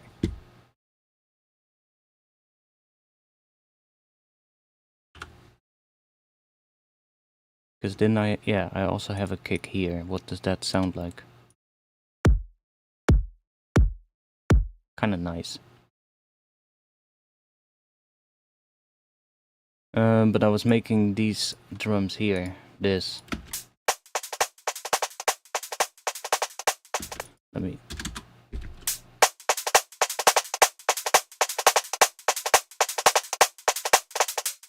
Which I really like. Let's see if we can make those work.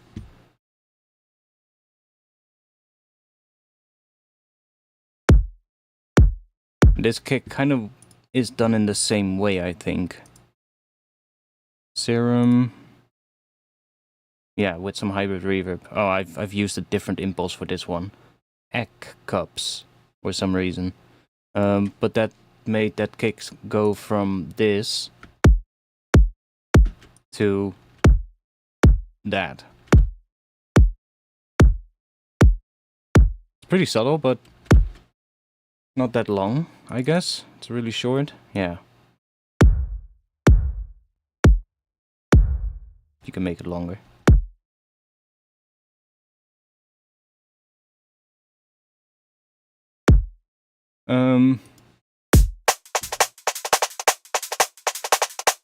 Yeah, I think I just had this pattern.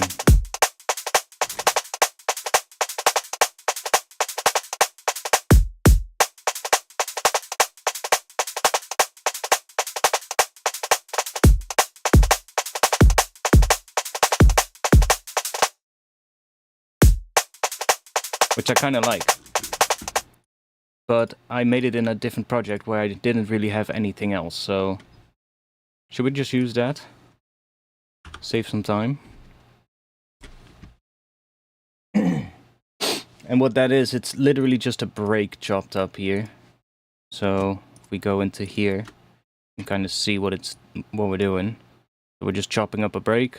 We're not even using all of these things because some of these are hats, and I muted the hats in here, I believe. Yeah, I muted the hats. So I basically just grouped all the slices into a thing. So I just went through the slices and just renamed them to kick and snare and go snare and hat. And then I just grouped those slices by just selecting them in here with control, or I believe in the list here, because these ones used to be here, like when you just slice a break, right? All the slices are in here, and I just selected all the ones named kick, grouped them, sliced all the ones named snare, grouped them so that they're all in their own sort of like little thing, so I can easily mute one, basically. And I was just playing around with it, and I had this break.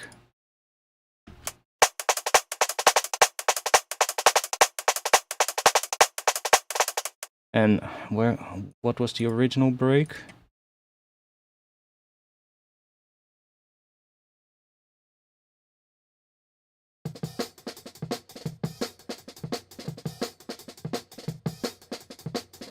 Might be a little bit quiet for you guys, but the original break was basically this one. Just one of from the original Jungle Breaks sample pack.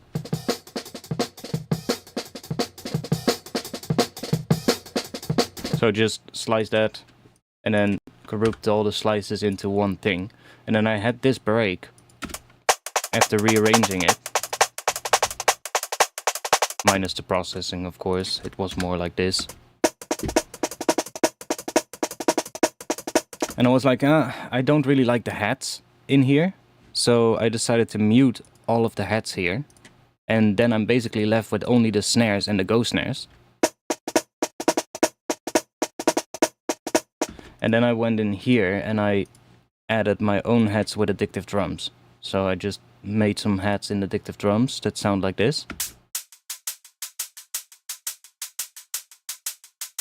Which I like the sound more of than the ones that were in here that sounded like this. I don't know, they just didn't really sound too nice after all the processing and all the other stuff that I did. So these hats had to go. A little bit of processing here. Nothing too crazy actually. Bit of EQ. Bit of soothe. Taking a lot of that low end out from the break.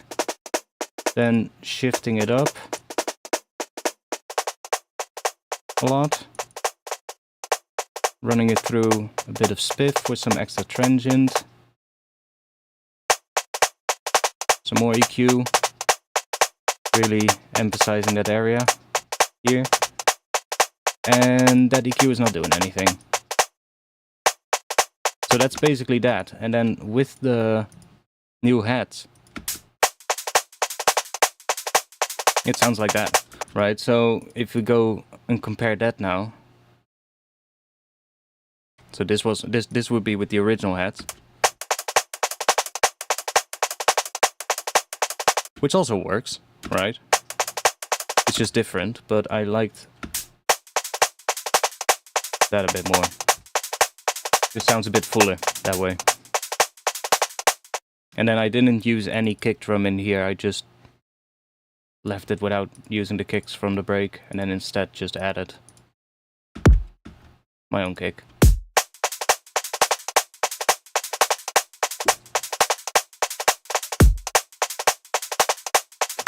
Now there's almost no kicks, but might be fun.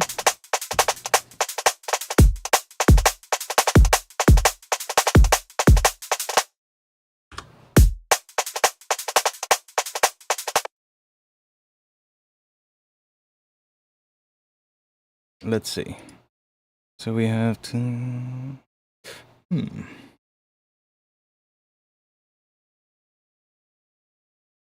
The slow version might actually work though, because then the chord changes happen every time the kick hits.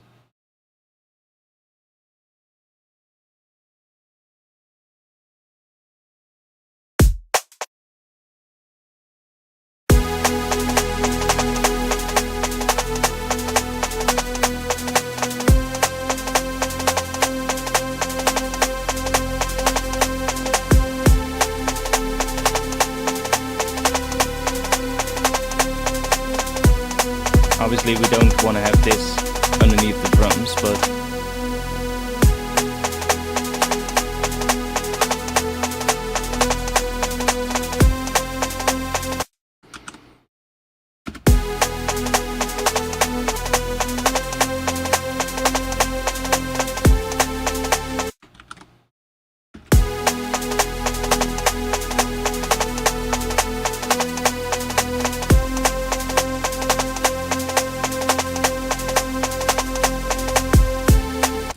might even work.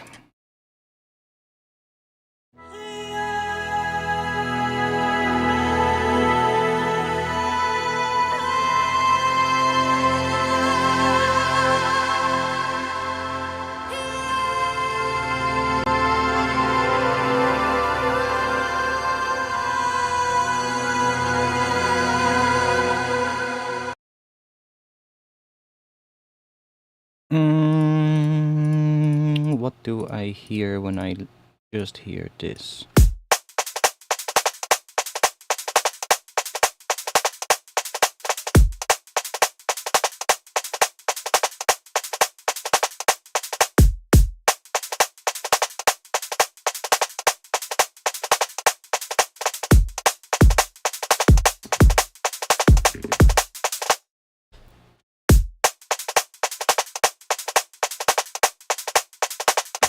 Let's just add some.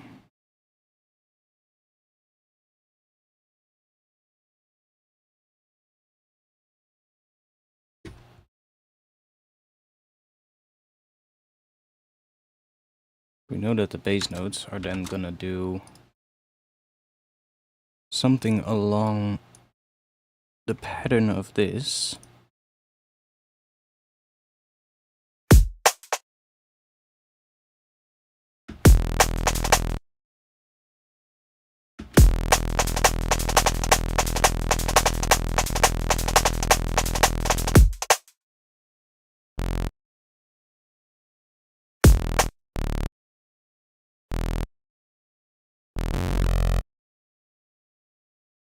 And it might not even play the full pattern in the drop, obviously. We could even, in the drop, just go for like only the first 2 chords. And just go back and forth between those. That could also work for when you have like a pretty elaborate chord progression and you wanna... or like a chord progression that is long, for instance. You can only use the first 2 or the first 4 instead of like... depending on how long it is, of course, but you don't necessarily have to use the full progression.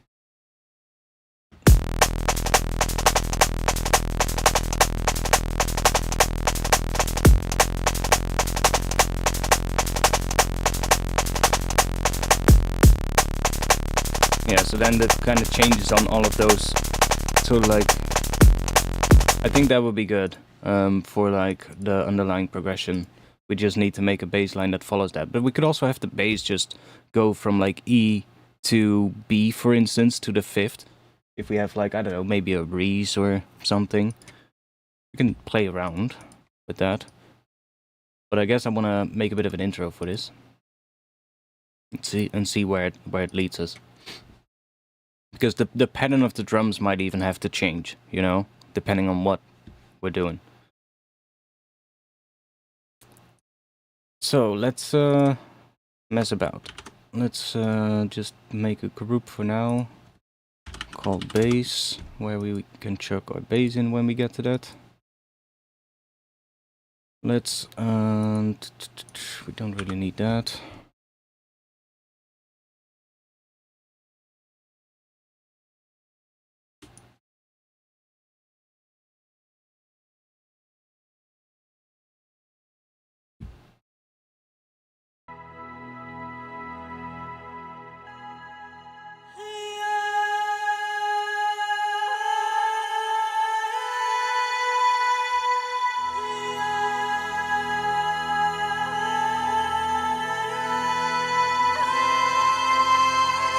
Oh wait, I think I forgot something.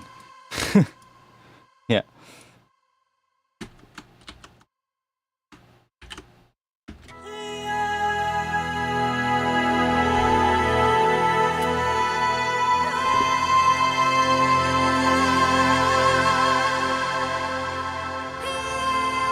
Okay, let's think.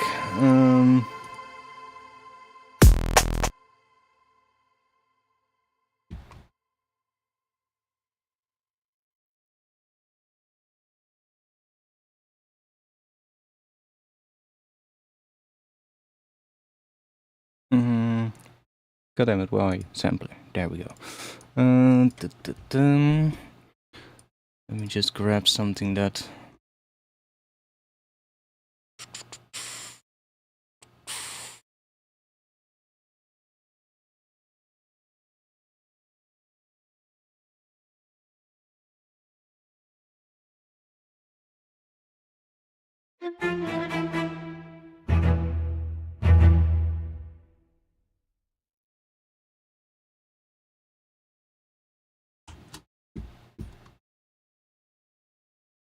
Can you show the drum MIDI real quick?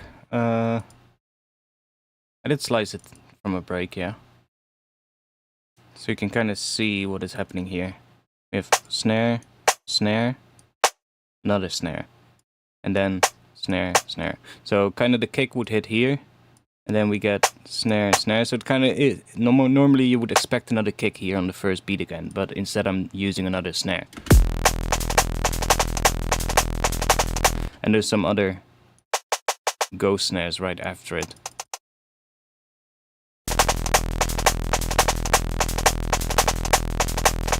And then this little extra thing at the end here is also adding a lot, because otherwise it would just be the same thing again. But because of that little tiny 1/32 note thing, get that little, I don't know, it's just works. And then I think it changes a bit in the second half,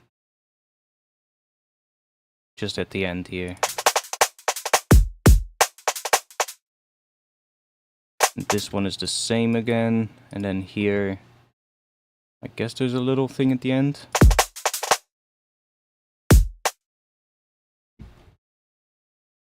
But that's basically it.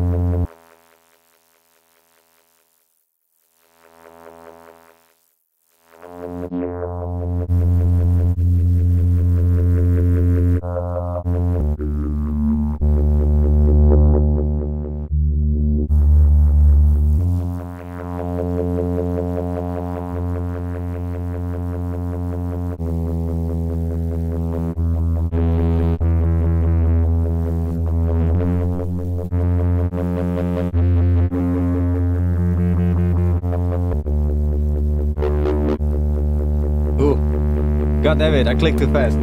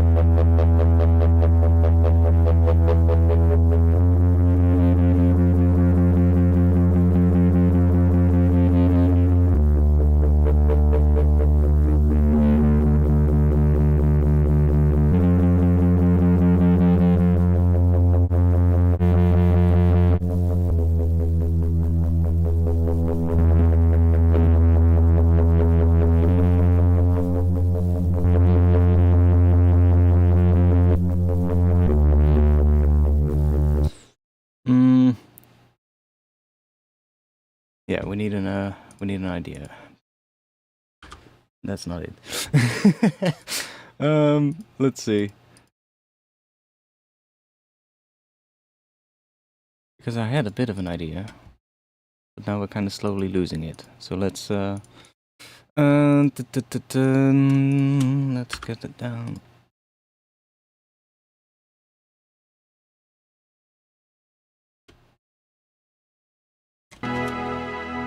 Because this is a bit too much right now. Let's just see, because we have the ideas in here.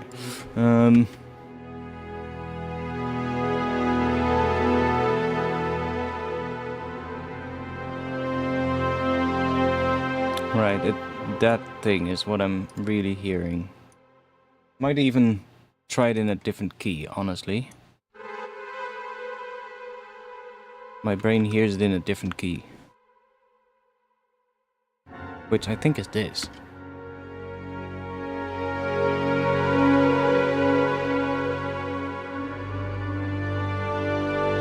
That would be F sharp minor, or F sharp Phrygian.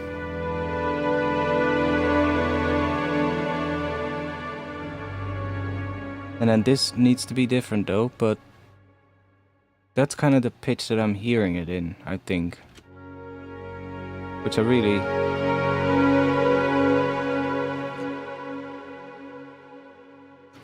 Let's try and make that work. So that's 2 semitones up.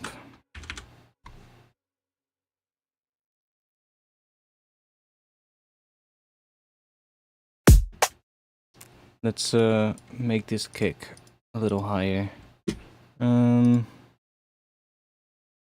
Let's just go into here, and we're gonna go up to 6, and then in the sample here, let's also go up 2.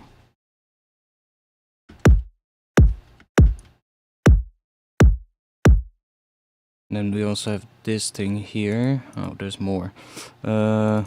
This sample, let's also go up 2. That would make it +1.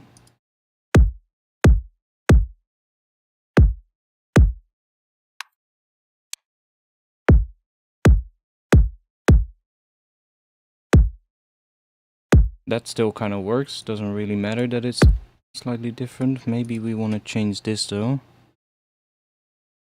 Let's move that one to F sharp as well.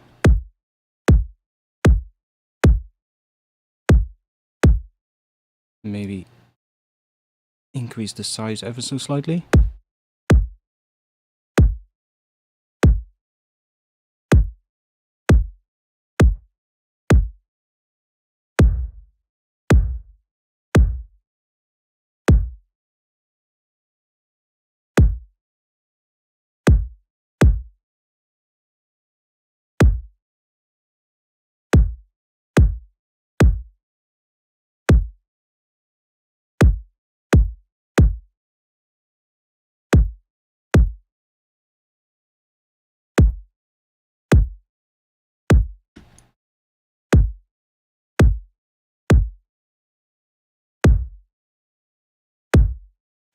Right, so I'm kind of looking at the at the till in the oscillator, or what is that, a spectrogram here, you can kind of see as I move the size up, that that frequency that extends at the end there moves down as well, and it's now so like at the same kind of area where the sub of the kick would normally be.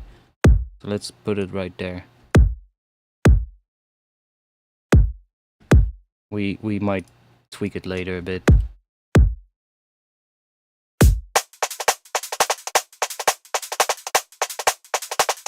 And then in here, probably this one is going to go up a bit as well.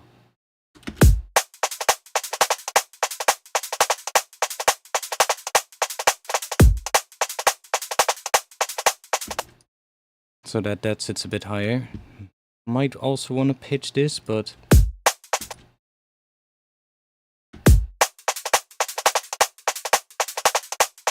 I think this one is fine around here. Doesn't really matter. Just some hats.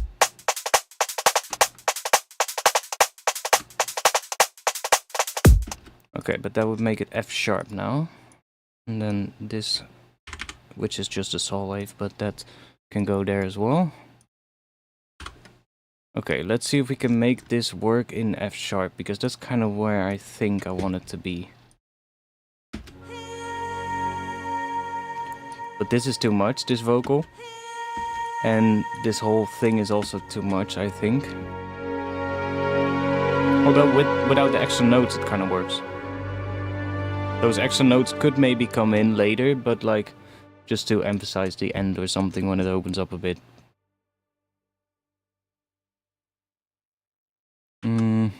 Why is this fucked up? Okay, there we go.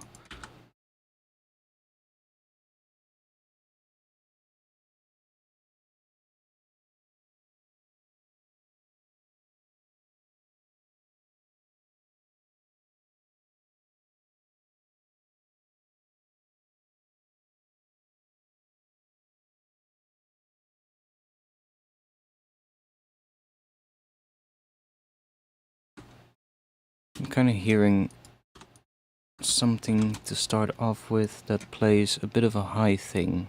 Let's see, and that is kind of a rhythmic thing that repeats, so let's just, oh, wait, let me just make a new track.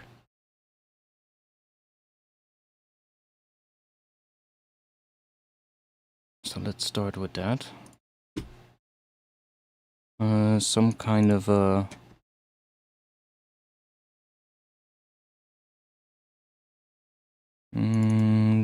do we have... Yeah, we have pizzicato things in here, like some kind of a pizzicato string thing. Let's just grab that one.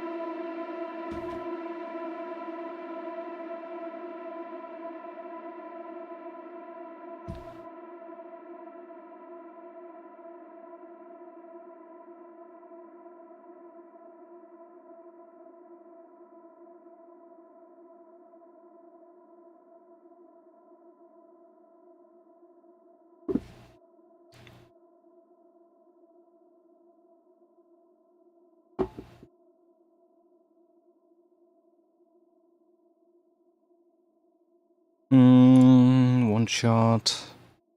Let's do drum. And let's do hi-hat.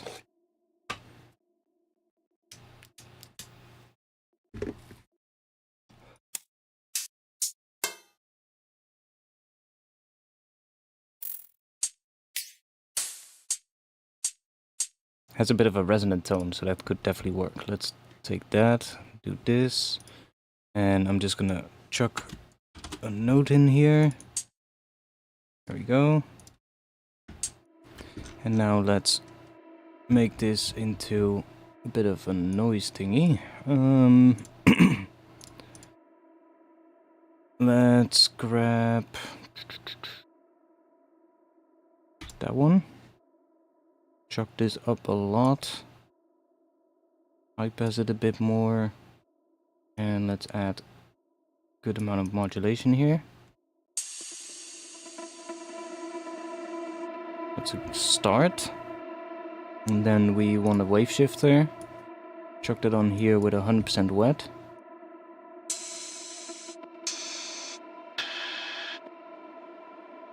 Let's try another one.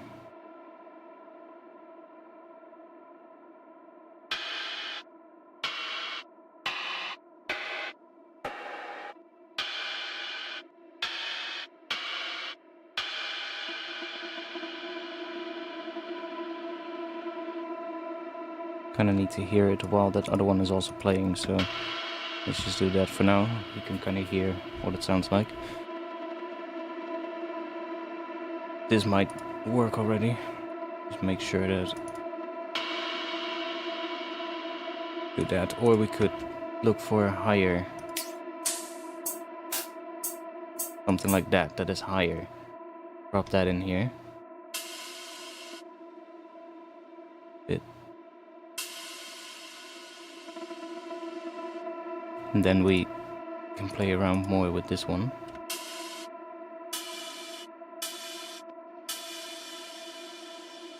That kind of sounds in tune with the note that we get from this, which is E. Sort of like, roughly.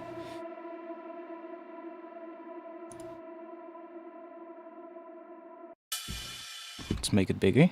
Let's do a bit of...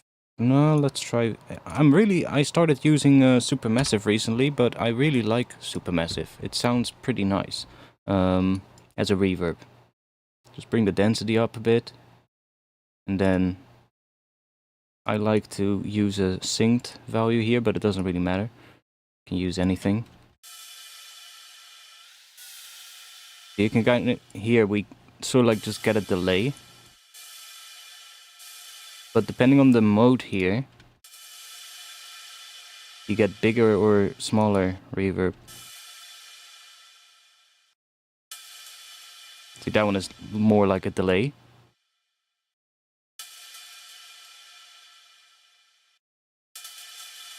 But like the delay also gets more and more reverbed because we have the density here up. And every sort of like mode here gives you a different sound. Andromeda, for instance, has no early reflections. You can hear there's no delays happening. It just has a slow attack. So for like making atmosphere, Andromeda is probably pretty good as well. Or if you have a sound that has a sharp attack, but you don't want it to have a sharp attack in the reverb tail, you can use Andromeda, for instance. And they do give a bit of description here.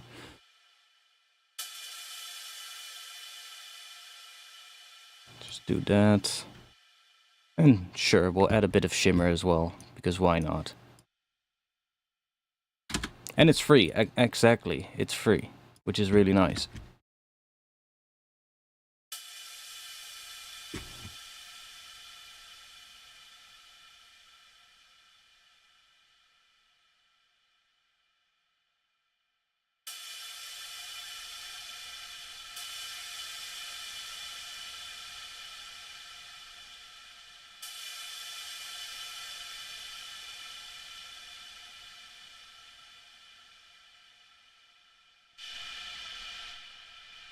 We want long reverb tail.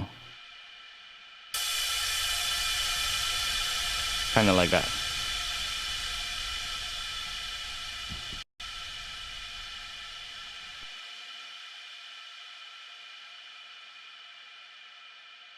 Now, what could be cool... We're just doing sound design at this point. But I like that. What if we filter it before this reverb and then just move that down?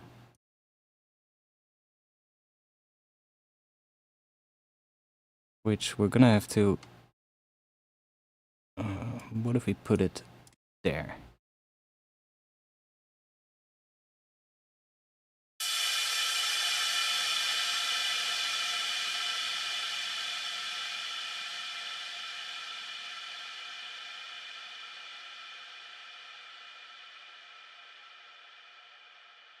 Oh yeah, thanks mate. Have a nice cruise trip in the Gulf of Mexico. Holy shit, that sounds like a fucking dream. Are you gonna spend the New Year's Eve on a cruise ship? Before you go.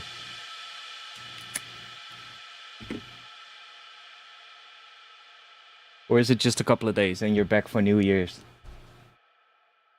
New Year's Eve on a cruise ship, that actually sounds pretty...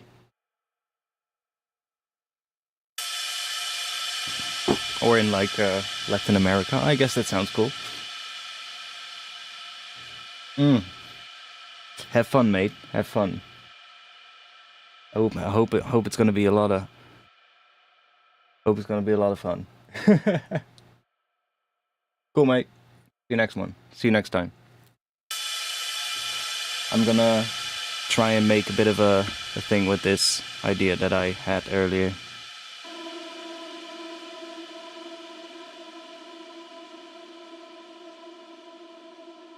And I'll probably switch back to the other view as well. Let's see if the chat works. Hey! It's still there. Hey! Might have fixed it. Okay, nice. And now you'll see next stream. I do it again, and it's not fixed. Believe me, I've had that so many times, because I've had so many times where I thought, oh, the chat thing is fixed, and then the next stream I just start streaming and it's not fixed at all. But it looks like it's fixed now. So let's hope it is.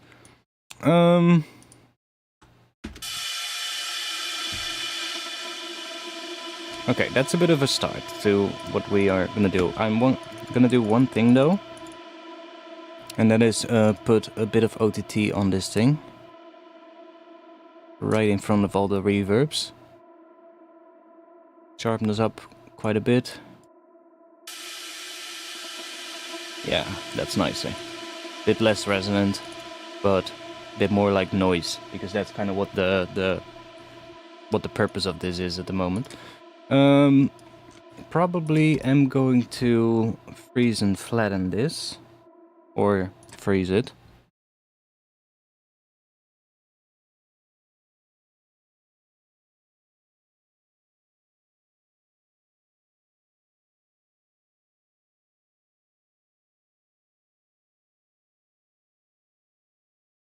Yeah?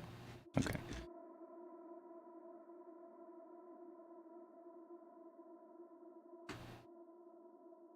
So that we have it as a sample. Let's just mute this for now.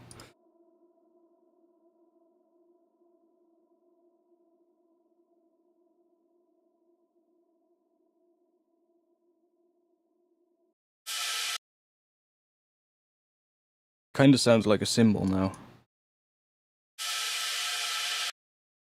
Even though it was a hi-hat at first, but that makes sense, because a hi-hat and cymbals are both made out of metal, but...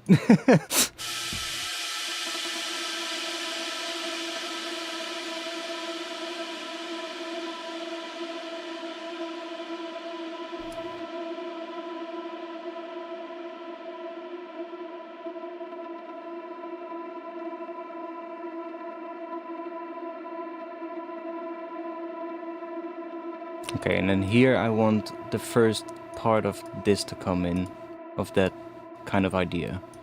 So let's start making that.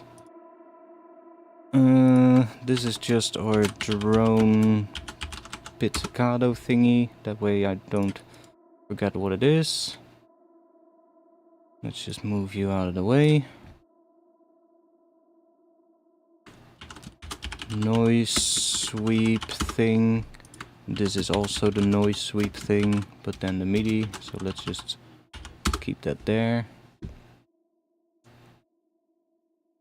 Let's move this all up so that we keep it a bit organized. I'm not sure if we're going to end up using these, but the pad was kind of nice, so we might be able to use it a bit at some point.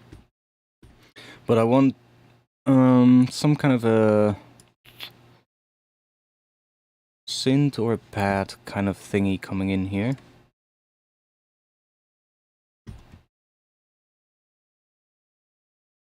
So let's make that. I guess I could just take the MIDI from that other thing here.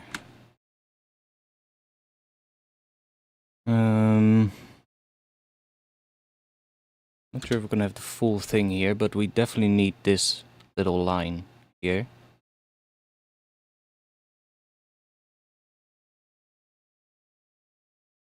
And let's grab a current. And let's go into the granular thing and just use one of those orchestral samples. Make ourselves a bit of an orchestral pad kind of thing.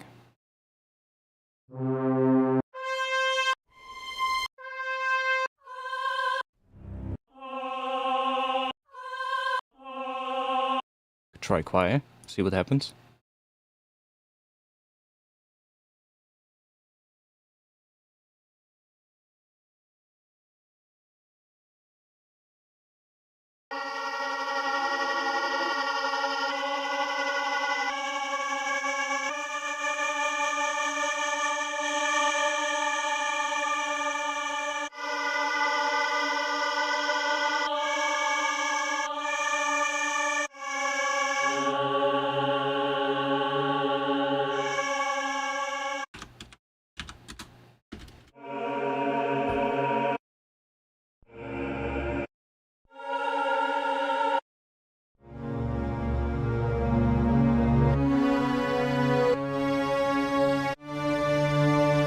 Okay, let's set this up a bit.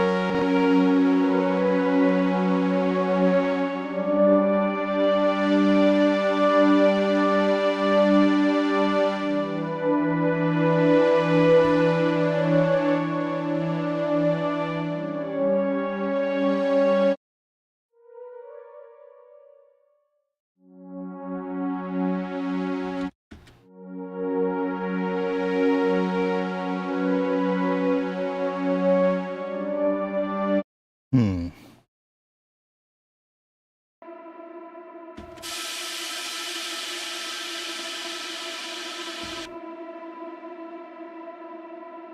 Let's just keep working on this thing and what we were working on, and then think about what comes in after that.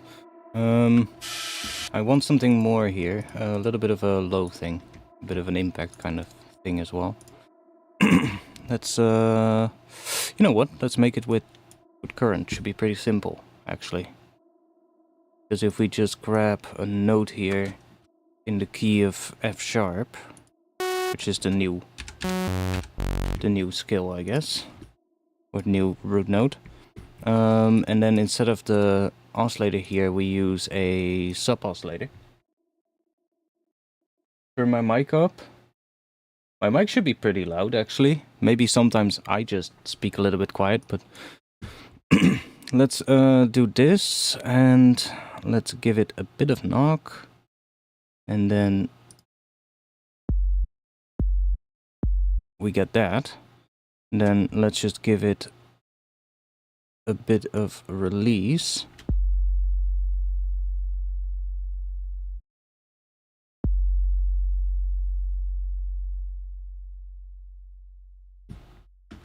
And then maybe add a little bit of this reverb. Let's just, oh yeah, that's already starting. Okay, maybe not the reverb. I mean, we can try.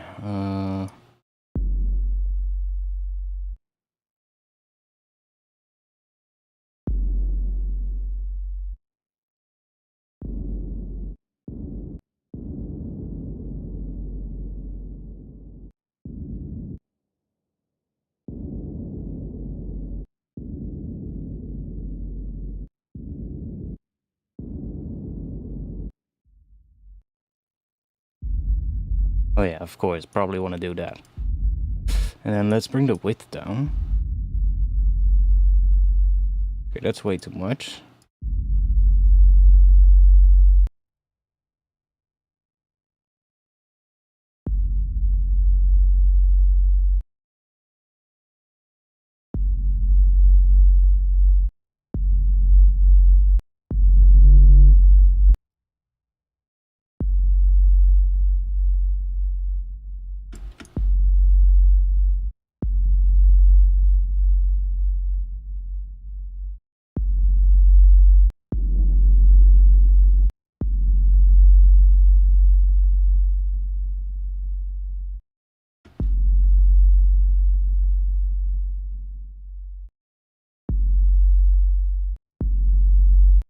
I still find it hard to control this reverb. It really quickly adds that a lot of attack for some reason. Or attack like that rise here, and I'm not sure how to control that.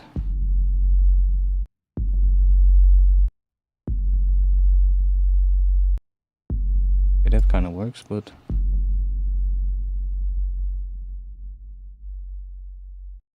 let's just leave it like this, doesn't matter. Let's give it a bit of...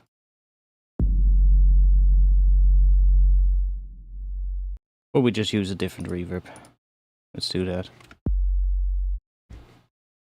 Let's just add Ableton's high-bit reverb. That one always works.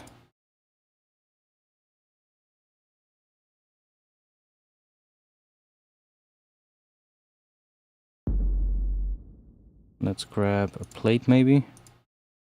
Turn that off. Increase the size quite a bit. Stereo down. And then let's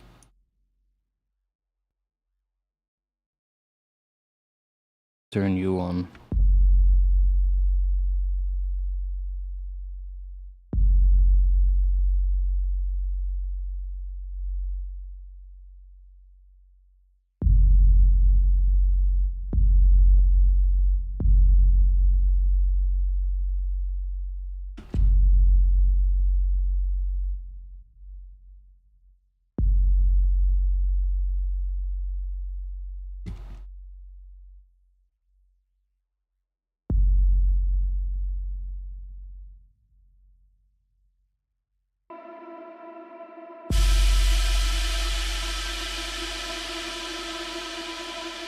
Or you just fucking search an impact that works. Fuck it.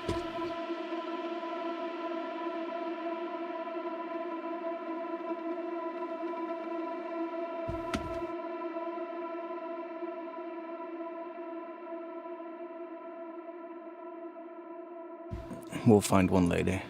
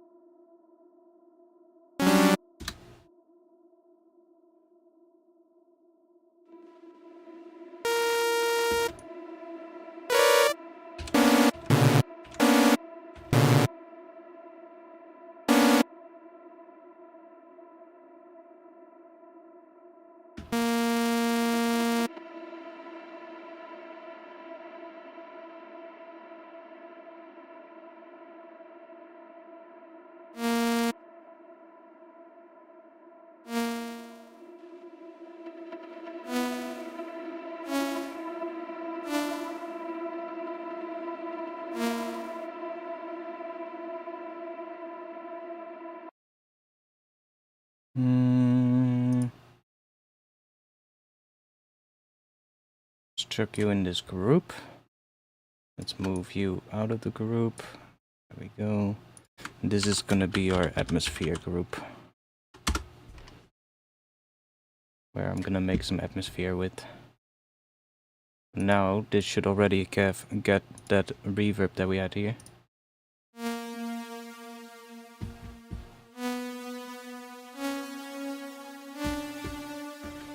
And I might even put some more on that, but maybe even put this in here as well.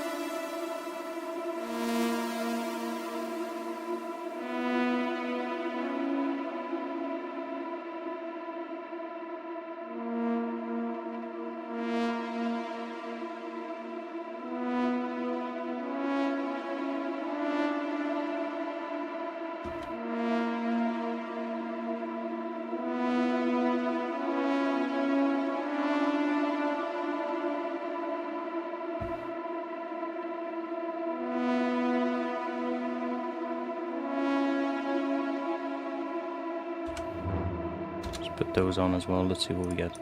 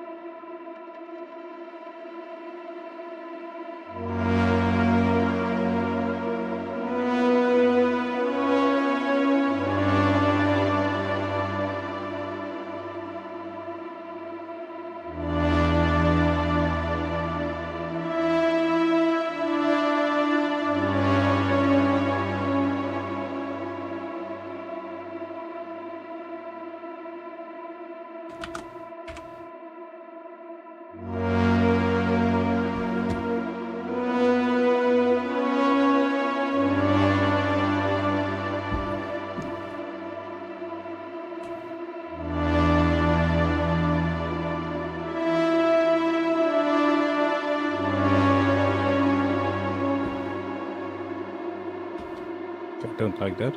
Let's just keep it on that.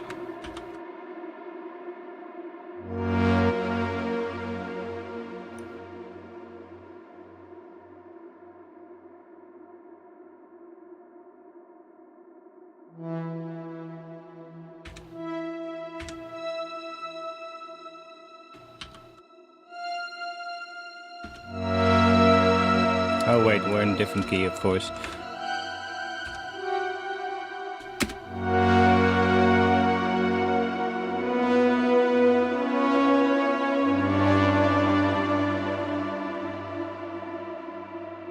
Can we...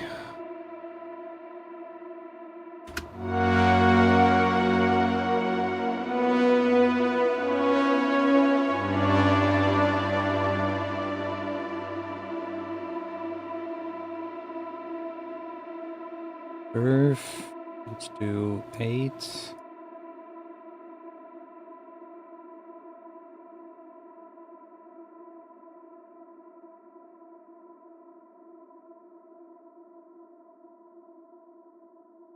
And let's put that on there.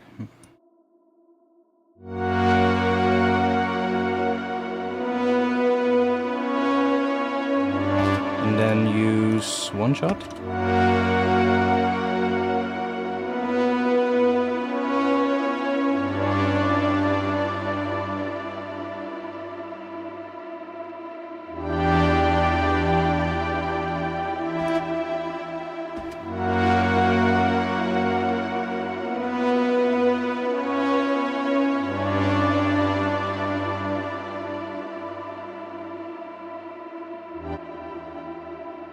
That's not doing what I wanted to do.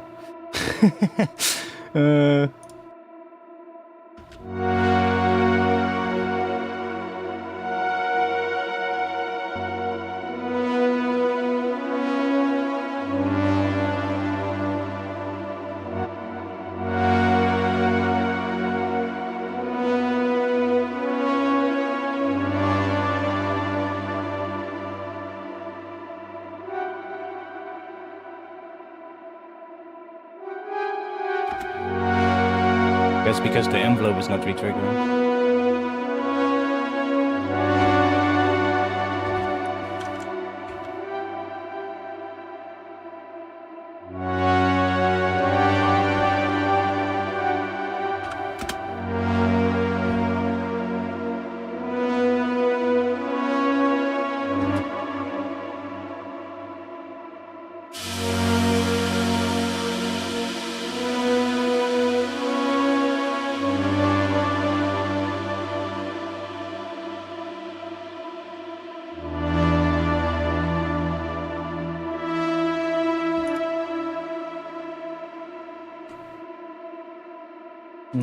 Those hats might be a bit big. Let's grab... I need something to give us a bit of rhythm.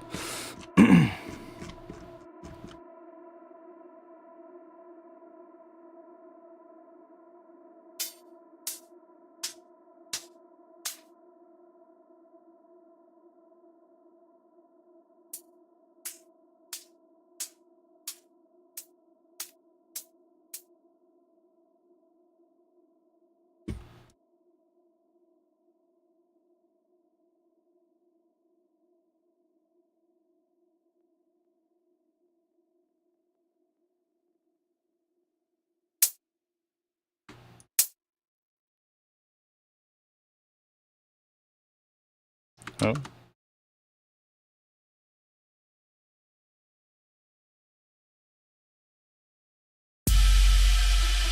Let me mute that one thing. There we go.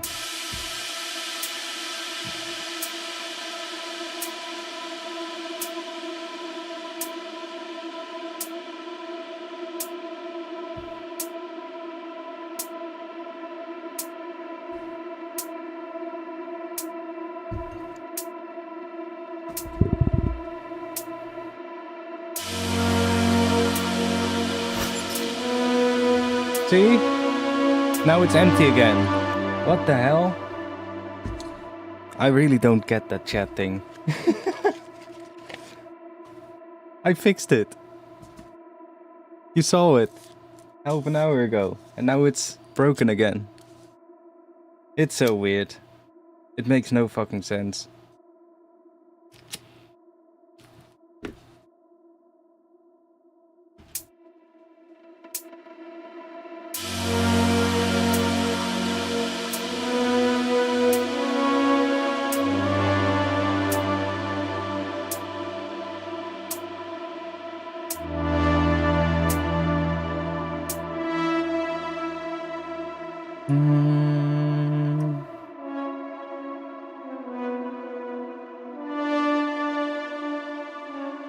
There.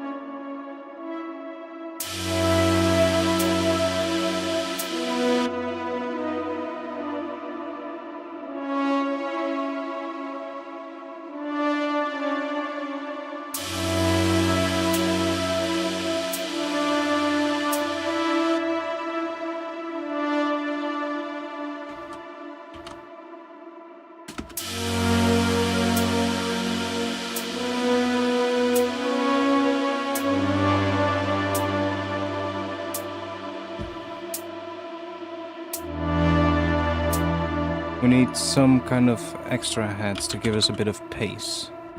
Something hats. Come on. Yeah. Come on, Ableton. Okay, there we go. Let me save. That's probably smart.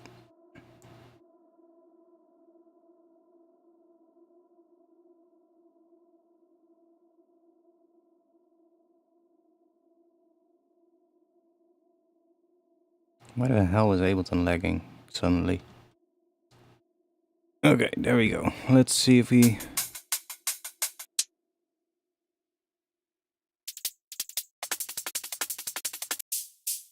What if I search for top?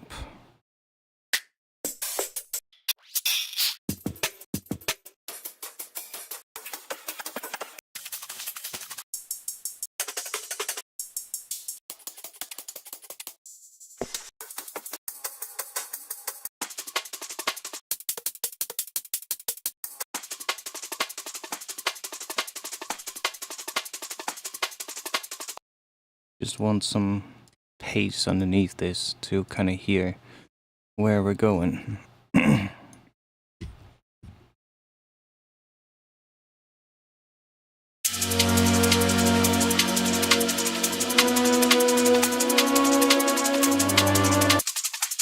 it was just the hats, that would be nice, but let's find some better ones. Top.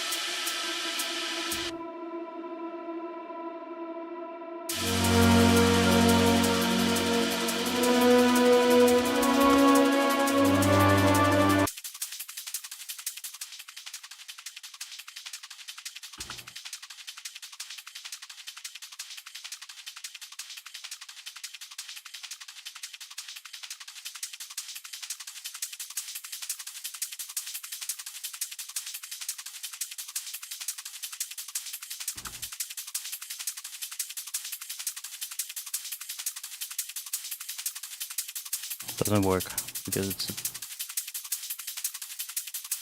Oh, because it's Rex. Okay, fine. We'll just slice that.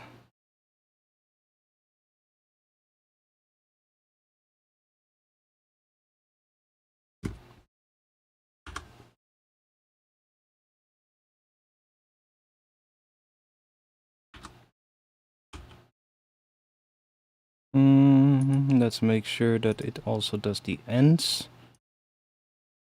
There we go.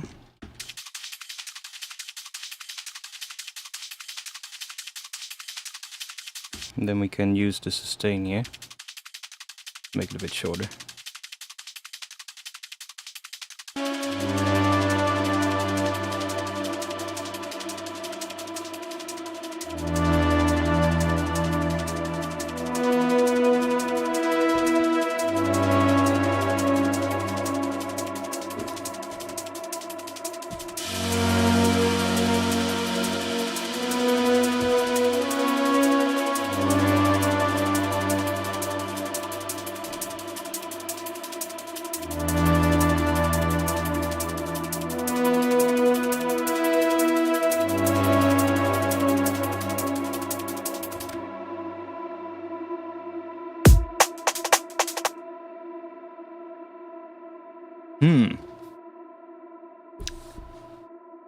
Still a bit of a writer's block this week, but we're making cool sounds though. It's just that the arrangement of it is a bit that I don't like, but the sounds itself are nice that we make today. What could lead into that?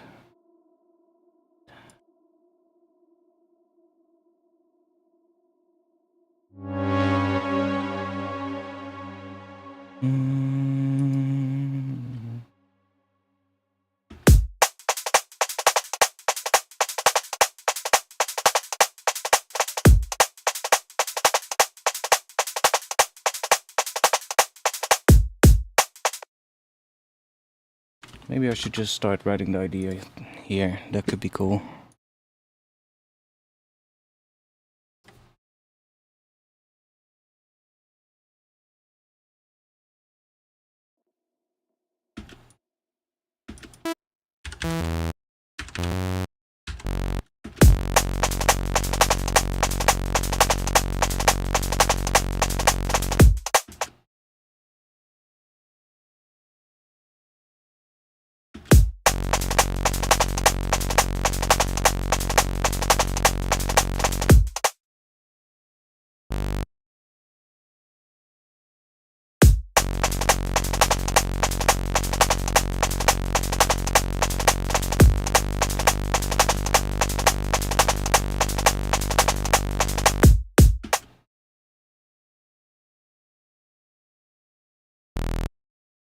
Then we'll go here.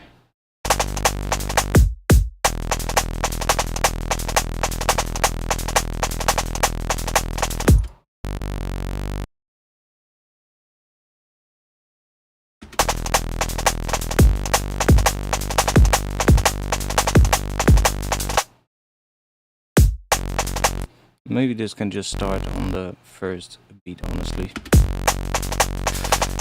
Okay, let's make this nice.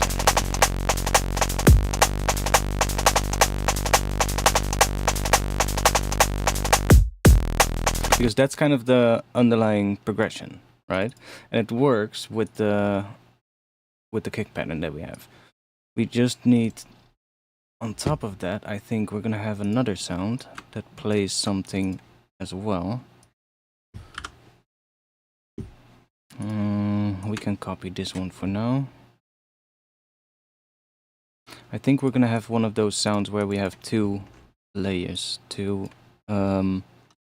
like two instruments playing together. F sharp.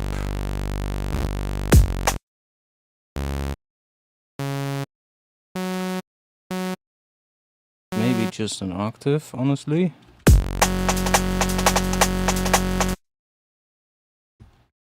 Or that could be that pattern that we had earlier. Let's first maybe make the bass here.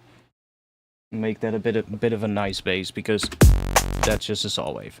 It will be pretty much saw wave bass though, I think.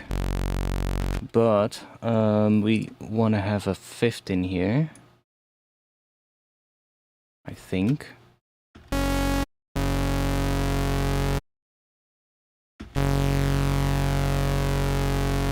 So we get that sound. And then let's also make this monophonic. So we can glide that.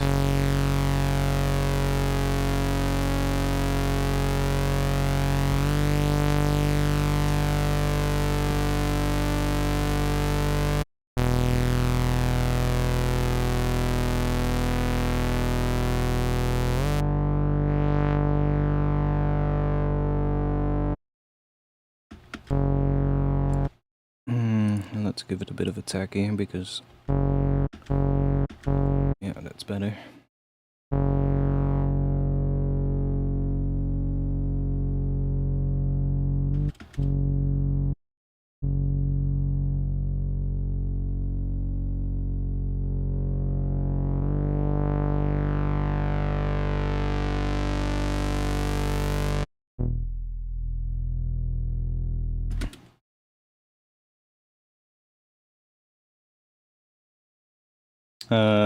Probably better to just automate it, honestly.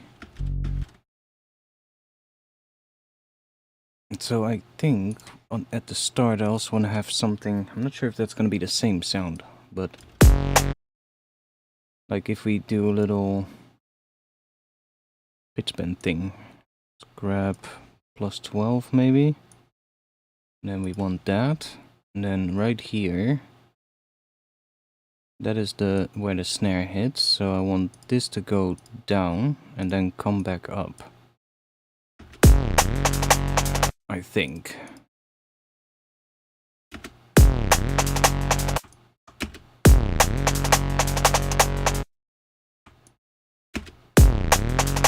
Something like that.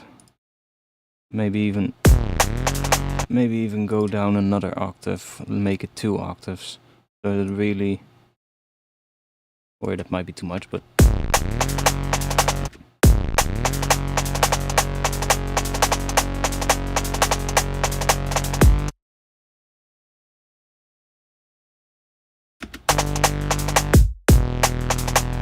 and then maybe,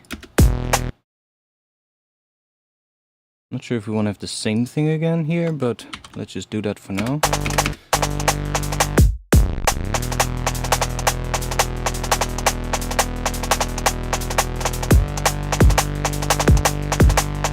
And let's, do we have sidechain on here? We don't. Let's set sidechain up as well.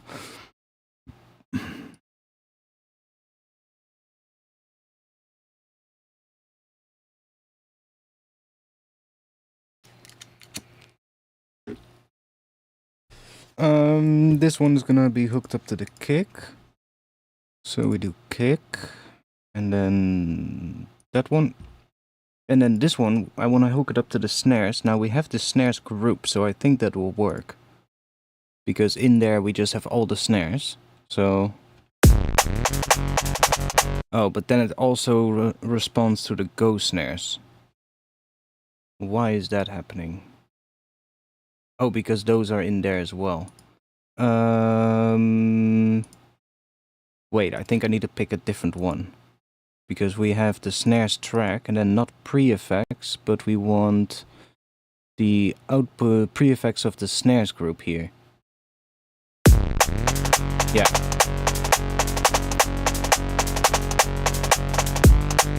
So now that is hitting only to the main snares, and not the go snares.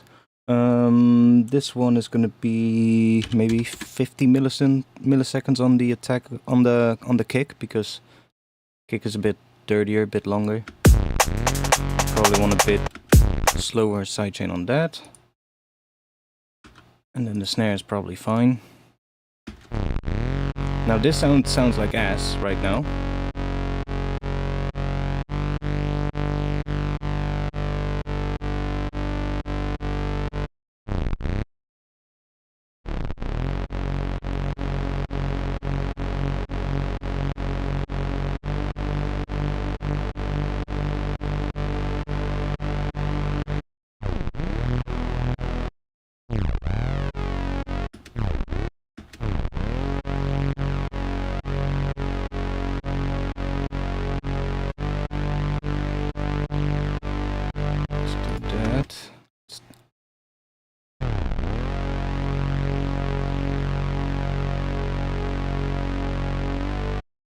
And we're gonna chuck on a bit of distortion here.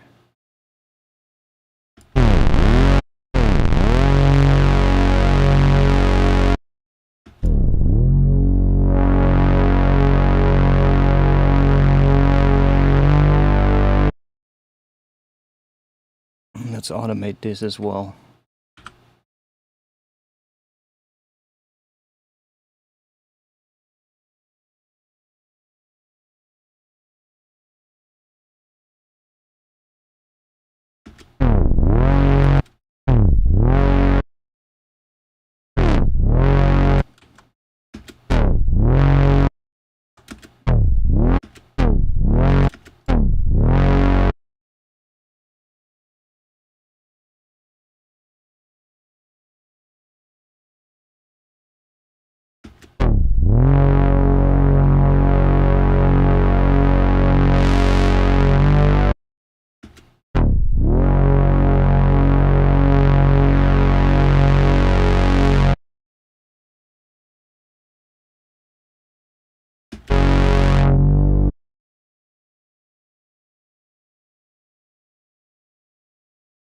It's gonna be quite a bit of work to make this sound nice, but let's see if we can make it happen.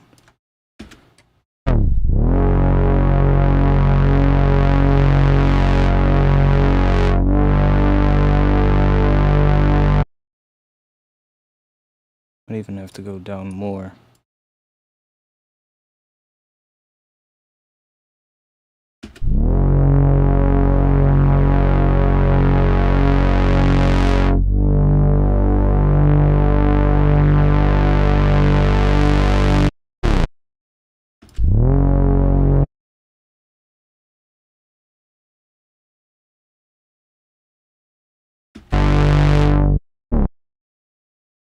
Something like this, and then let's just copy that.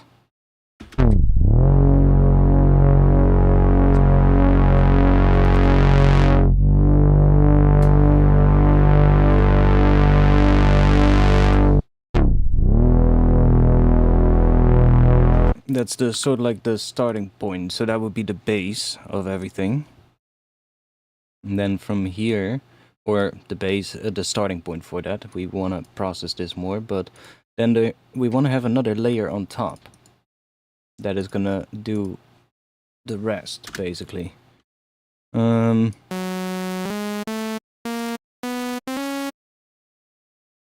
that pattern that I heard was starting on A sharp. Okay, so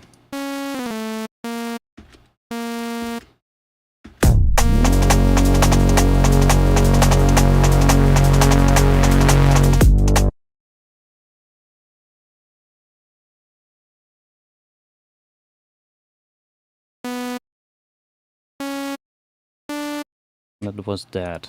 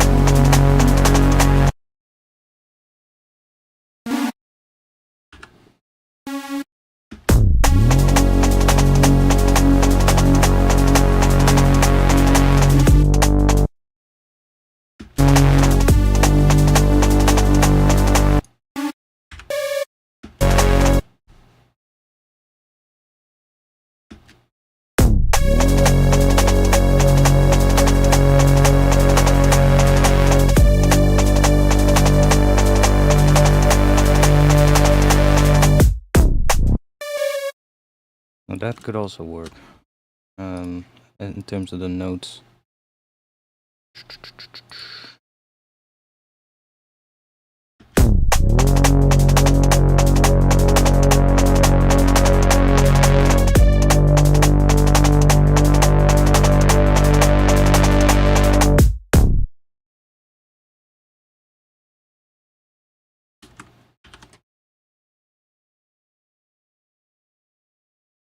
What can we put on here? It might be too much distortion on the bass already.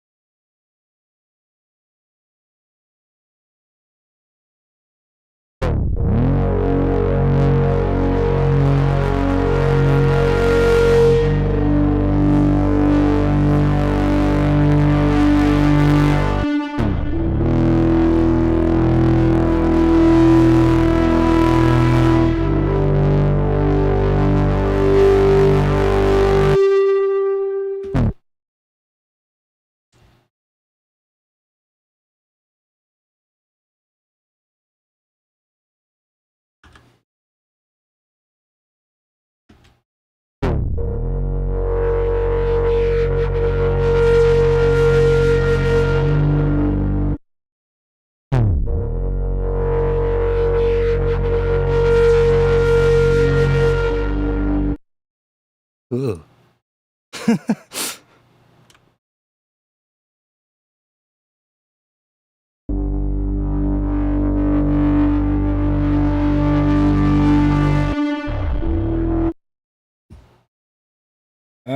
What?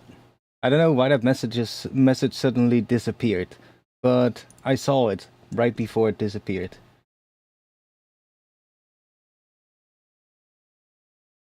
Wait, what? Why is my live streaming dashboard frozen? But I saw that message. Just check this link.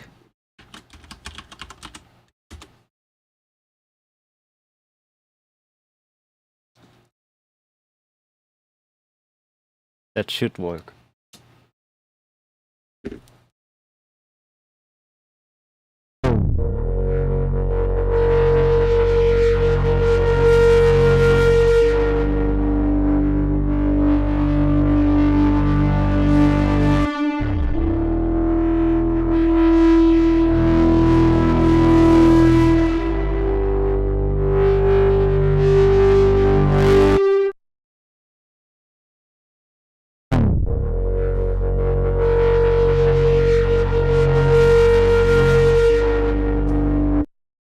idea.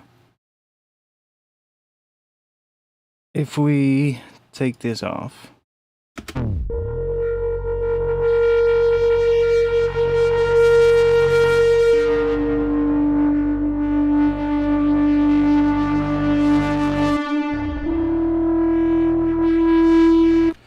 now this is too much, but we can manipulate this one and give it some movement. First thing I'm going to do is I'm going to give it the same pitch movement. So let's set this to 12 or 24. Just do that, wiggle, and then we copy this into here. So that has the same pitch movement.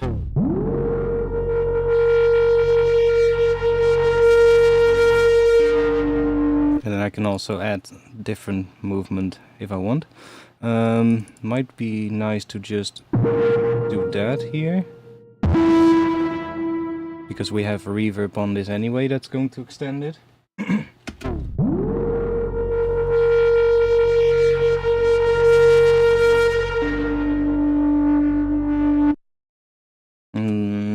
Let's give this layer a bit of a tag. There we go. It's better. Now I think it would be nice if the reverb that we have on here was on both of these, but then on the mid-range basically, not on the sub. So I'm gonna basically just add my own reverb. Let's do Valhalla Vintage Verb, still one of my favorites. Let's group that and create a dry chain.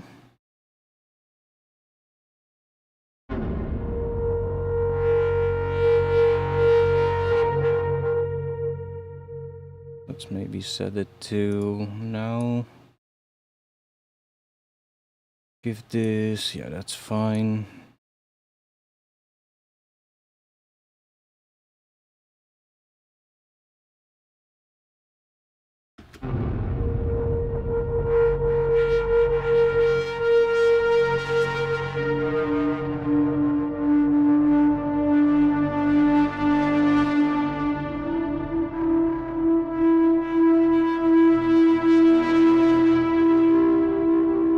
Be really loud and really wide, but let's just map this to a macro.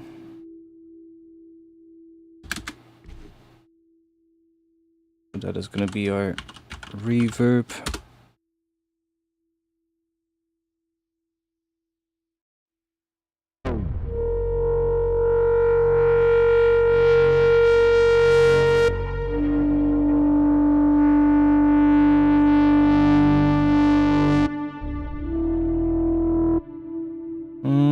Maybe we do want to keep this one though. No.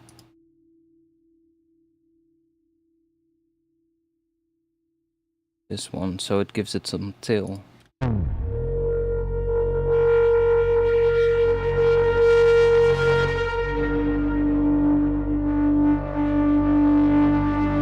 guess we can put this one on here, because I want this one to have some reverb as well, but not on the low end. So let's just do this.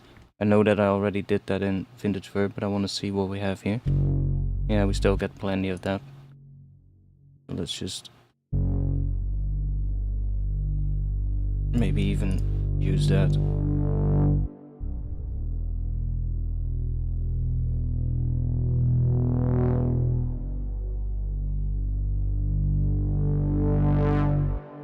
Mainly for that part, you know, when it opens up.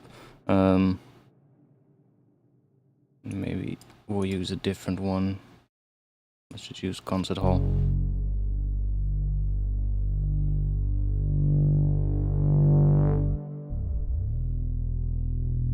That sounds fine with me.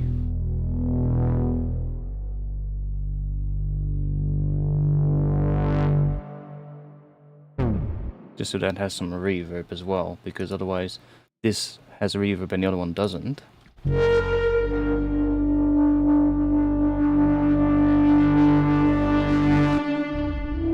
Now we're gonna run it into some distortion here. So I guess we could. I wish there was. I guess there is. I was gonna say I wish there was a distortion that was. Thank you. I deleted because it was subscriber only mode. So I don't care. Doesn't matter. Subscriber only mode is literally just. It's just to prevent bots in the chat. That's literally the only reason. When you don't set your chat to subscriber only, basically anybody who is on YouTube can post a message in the chat, and you get like a ton of like spam bots that trying to post links to like, I don't know, probably some Indian hacking thing or something. Or they you know they act as like there's some like OnlyFans model or something. All those kind of things you'll get in your chat. Not every time, but sometimes when they find your stream, then suddenly the entire stream is going to be just that. Every like 15 minutes or something, there'll be one of those messages in the chat.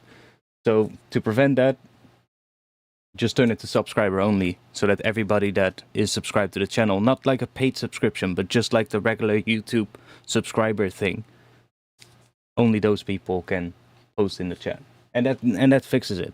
So that's the only reason that is on. Should be easy for YouTube to filter that out, you would think, but it isn't for some reason. Let's see. I wanted to try. What if we grab? Because I did like the distortion we were getting earlier. What if we grab this one, which is technically the same as the one we have in current. So we'll just grab this one. And I still have the current here as well on this track, so we can check what the distortion was that I set up. Just soft and just crank it. Okay. Okay. Just crank it up.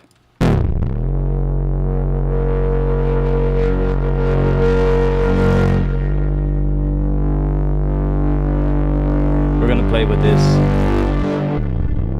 Because see, if we start cranking the distortion, we get all these interesting things happening because of the reverb and these two different things.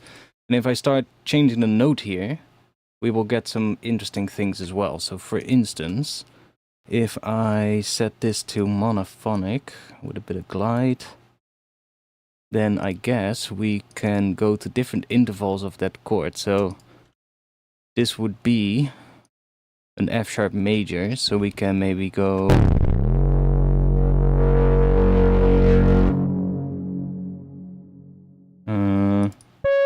we can go to there, for instance.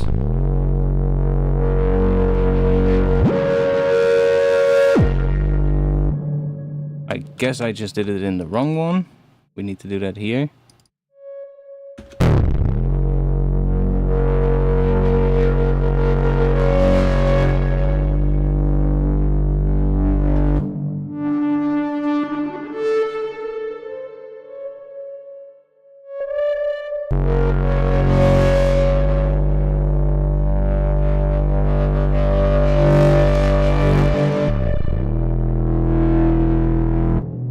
Get all kinds of weird shit.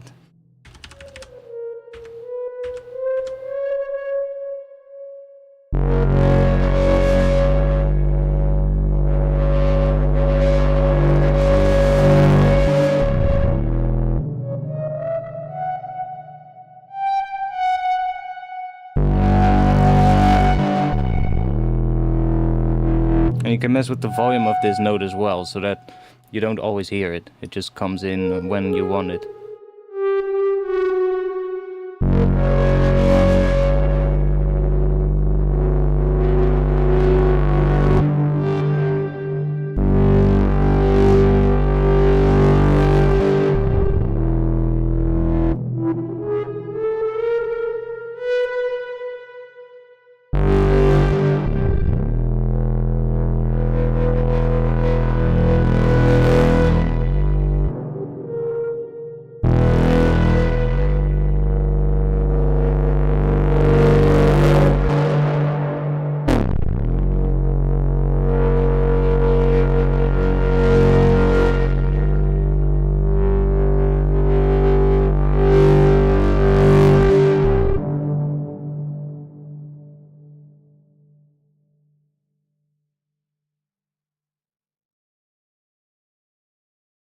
Guess we can just a bit annoying. We can just grab.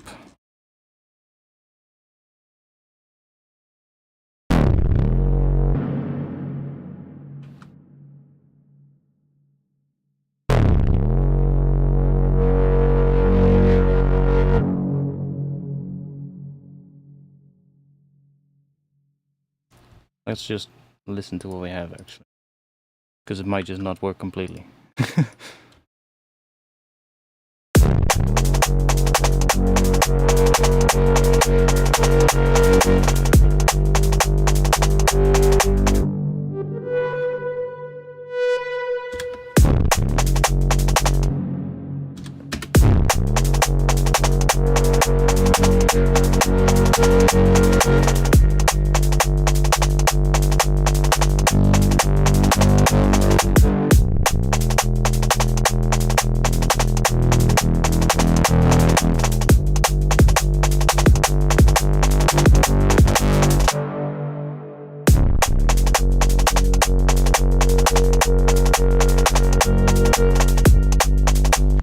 Wait, I put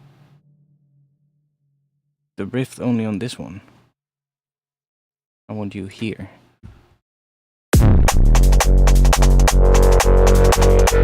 Okay, now it's suddenly doing a lot more.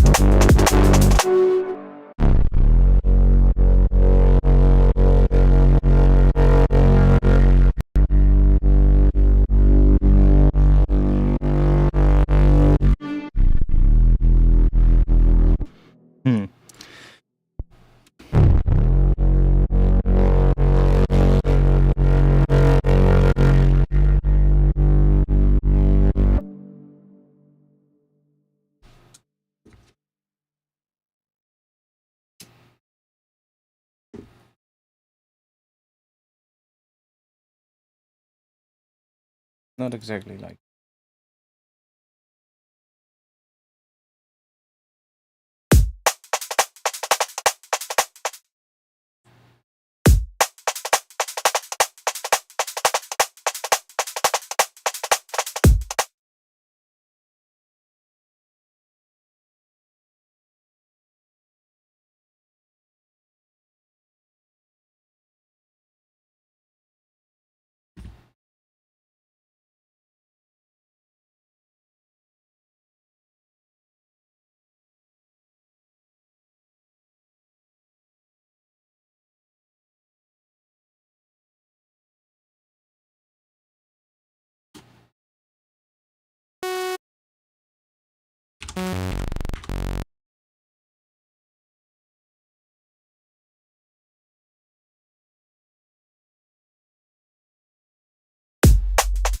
Maybe we can do that. Okay.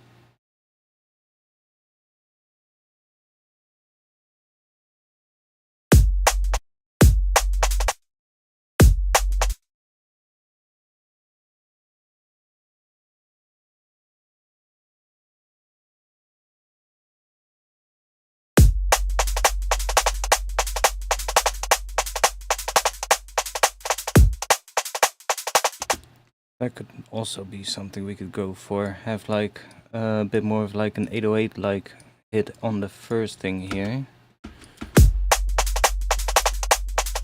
Now we're gonna have to give it some higher things. And I'm thinking of an 808 that's different. Like not necessarily just an 808, but like what if we add like another saw wave with like a bunch of voices?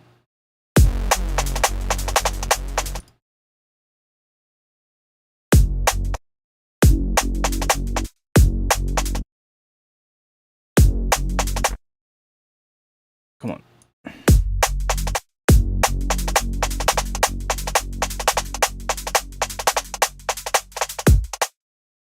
Maybe give that the same envelope.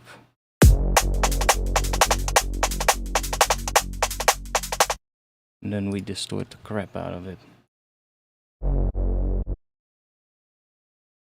Let's just listen to it like this. I guess if I just leave this on, I can just move this here. So I can hear what we're doing. So what if we just add that?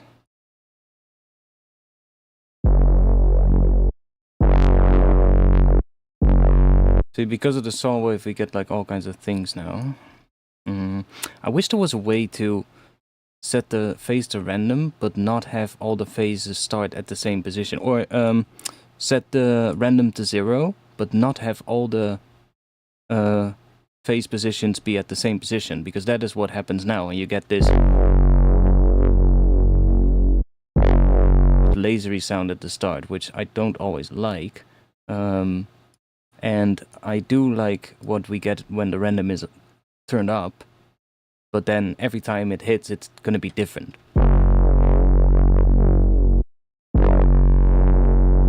See?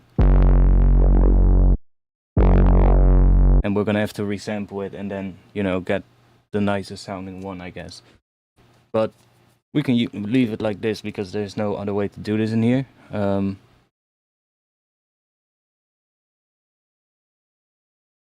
also leave this on 1 and use chorus maybe. Or have both. Oh, that's a bit much. One of the two is probably nice.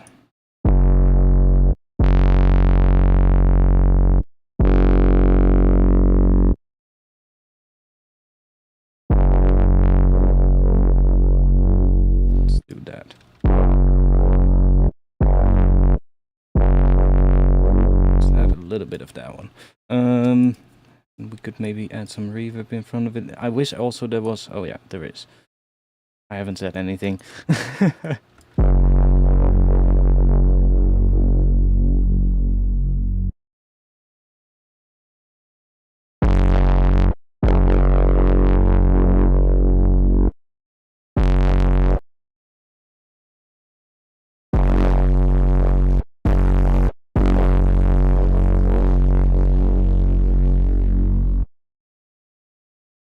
The reverb in here is a bit weird though, I have to be honest. It sounds a bit odd. It sounds fine though, but like, it's a bit weird to control. Not that it's a bad reverb, but it's like a bit odd to control.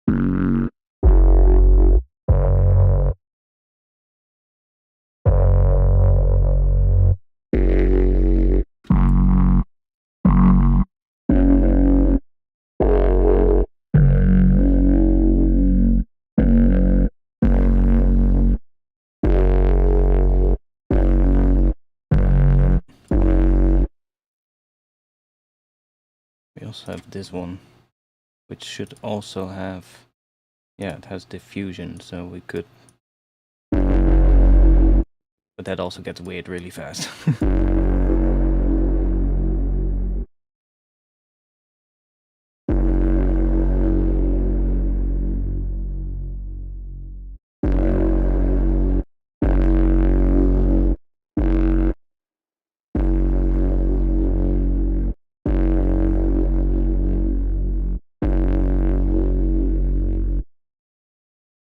I know rolling sampler.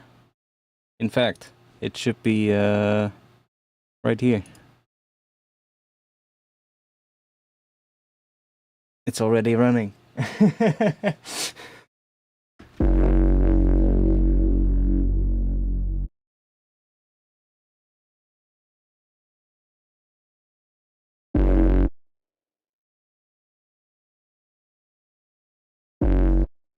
What if we...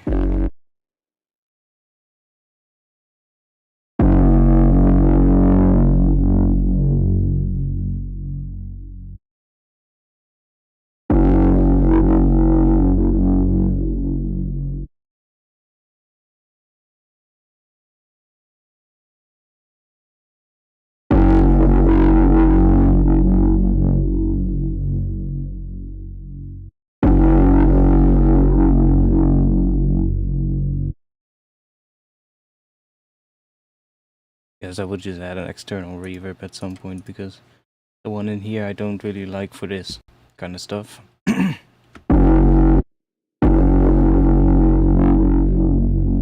Make some weird sounds with this though.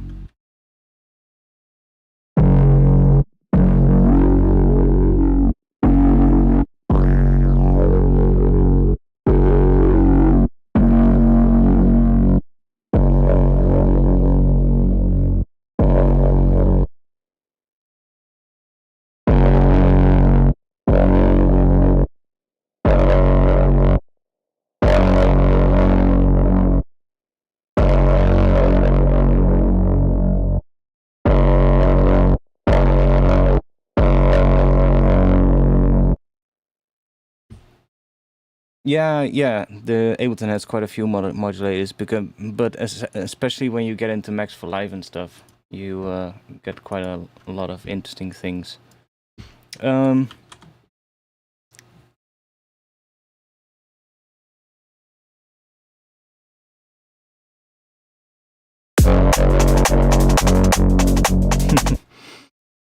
Massive sound.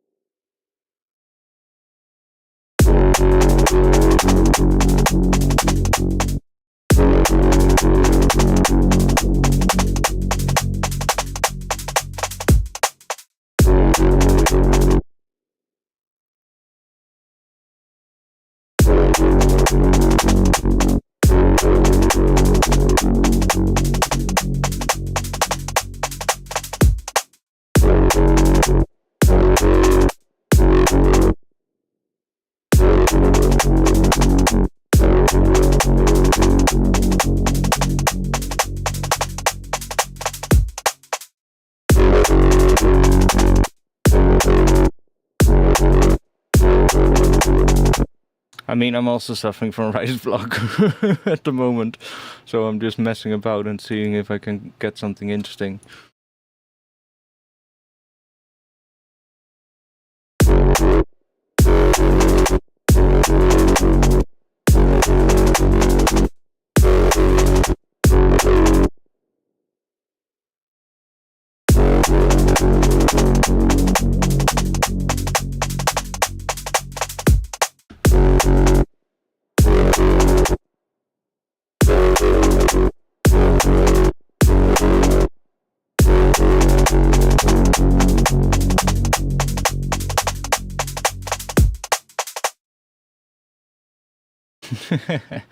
Yeah.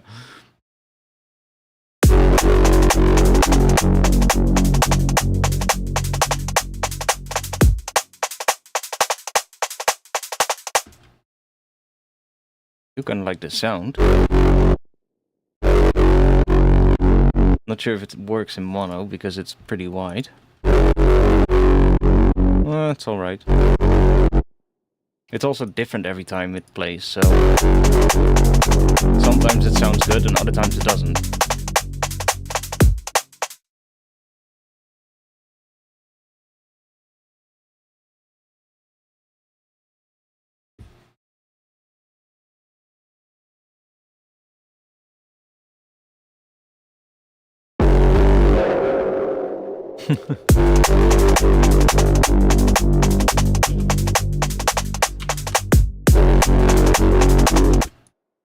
Probably won't have a different sound here.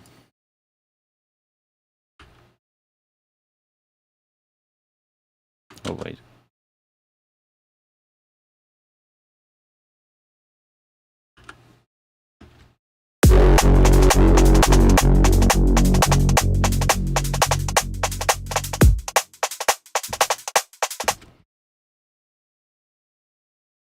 You turned off random phase? No, I didn't.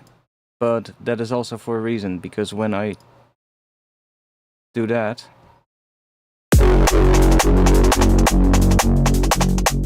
I guess it works at this point.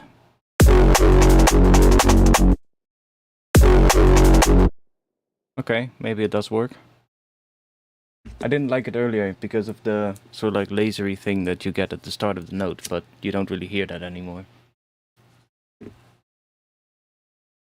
So I guess it's not a problem anymore. But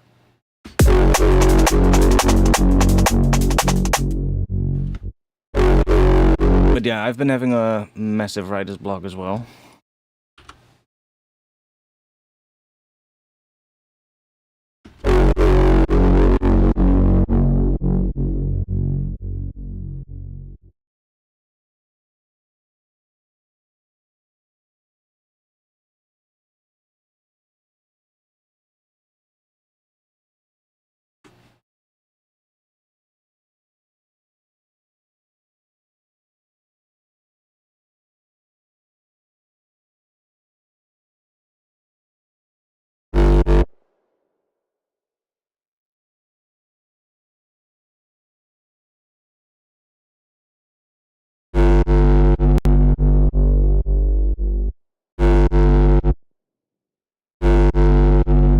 It's not gonna do anything because there's nothing running through it, but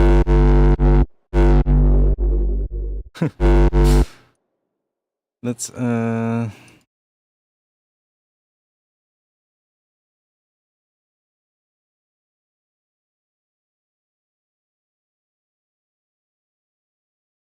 wait, that's the hold.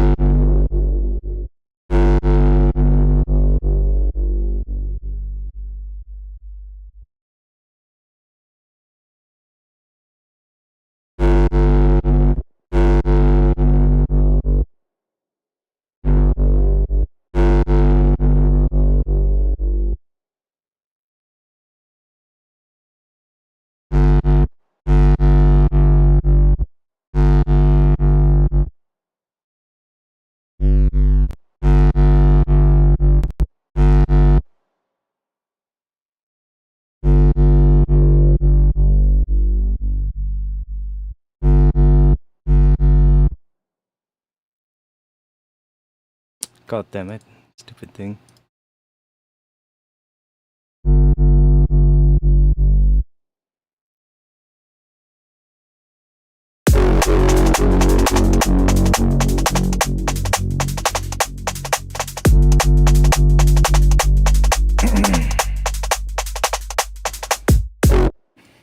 Yeah, don't like that.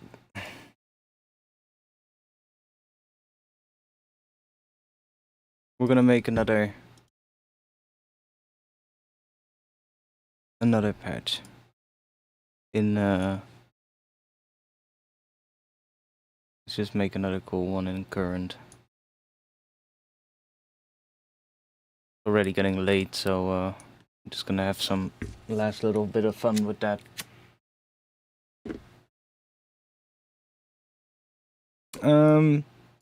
Somebody give me a note.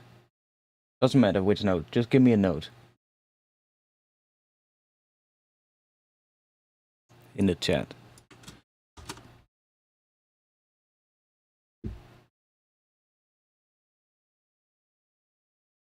E, okay, E. Let's start with E then. Let's just...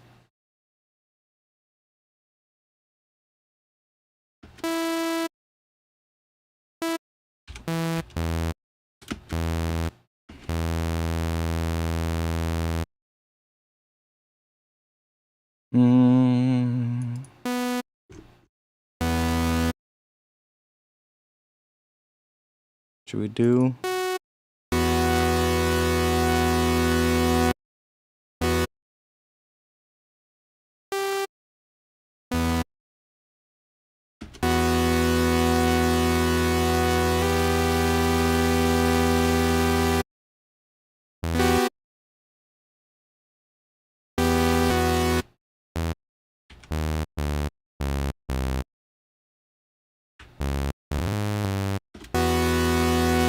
Where are we gonna go?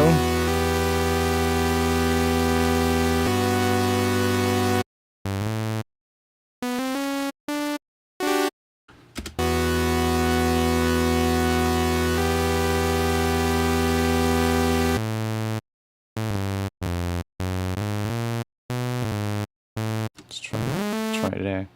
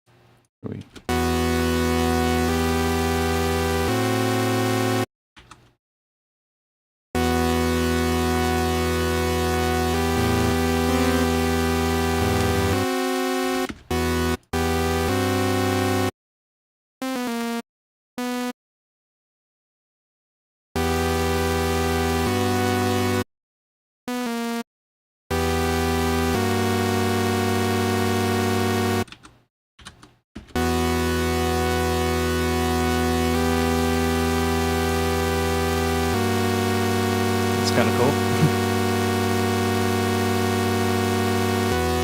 And then what here? Don't even know what skill this would be in now, but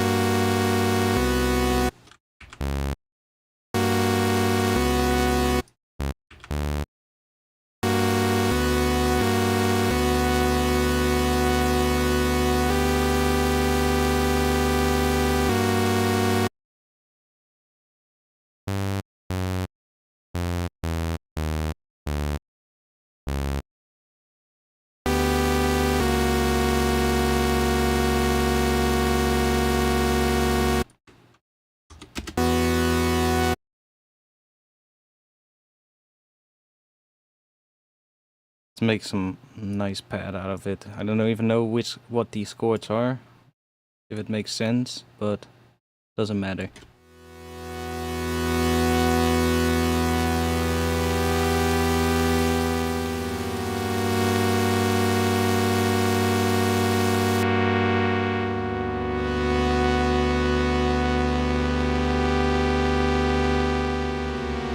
Yeah, I know. I'm well familiar with E Phrygian. I'm well familiar with Phrygian in general.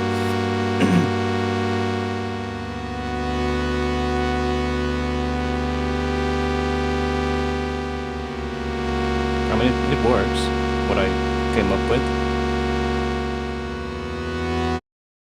Okay, So let's go and find ourselves a wavetable. That could be cool. Let's just shuffle.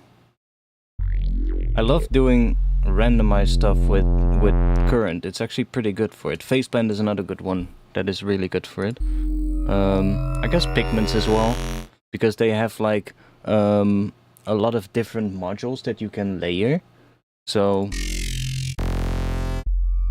let's just find something cool.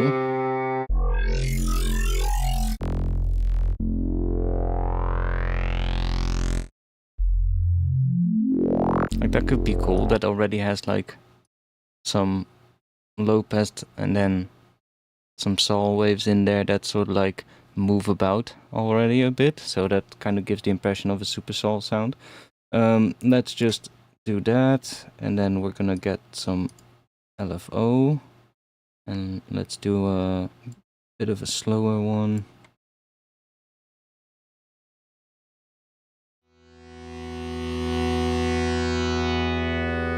And let's also set this to 3. Yeah.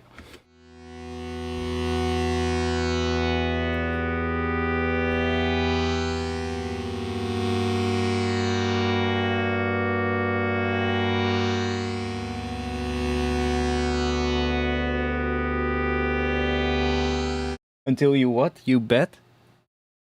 The all products pack with your rewards? What?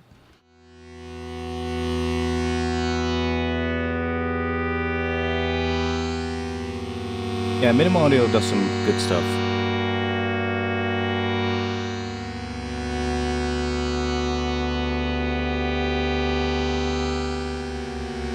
There we go.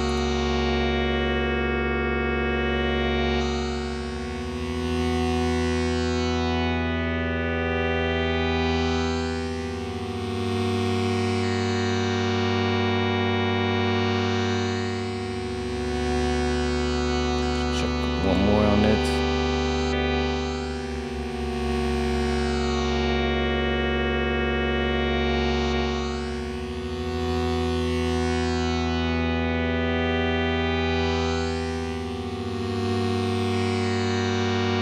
And this one, let's also make that like that.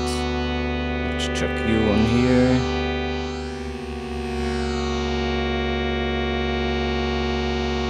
Maybe we'll control that with you.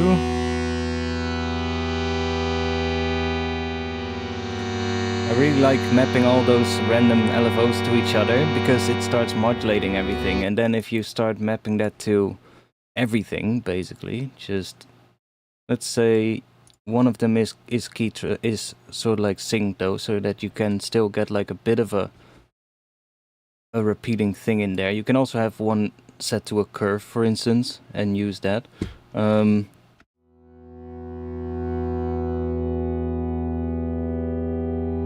Let's assign a little bit of this.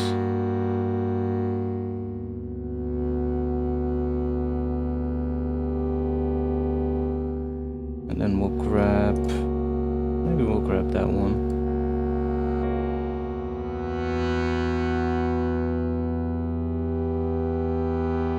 And then we'll grab another one to do the range of that. You can also do the range of this one.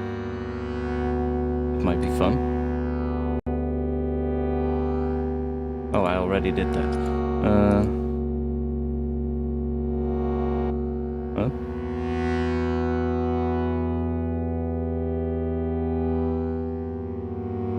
That one I didn't do. Ah, okay. We'll just do that.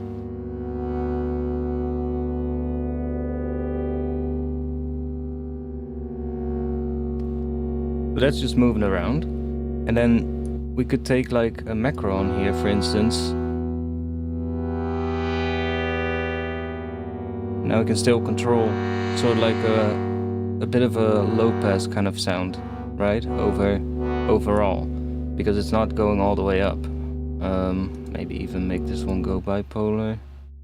Why is this not? There we go.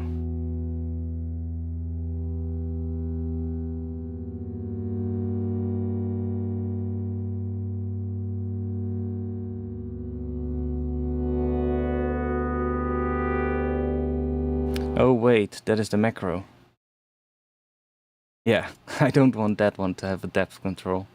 Remove depth mod, and also not bipolar, but the unipolar. But it might be good to put it down here.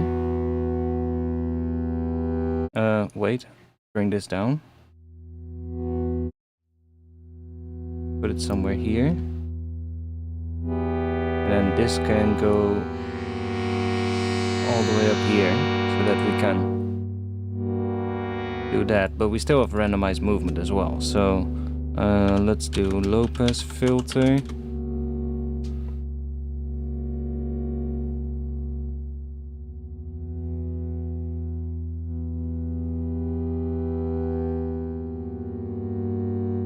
Let me just give ourselves a bit more here. Let's just do this. That is how long? 64 bars, I guess. It's more than enough. Quite a lot, actually. And we're just gonna automate this over time so that it just opens up.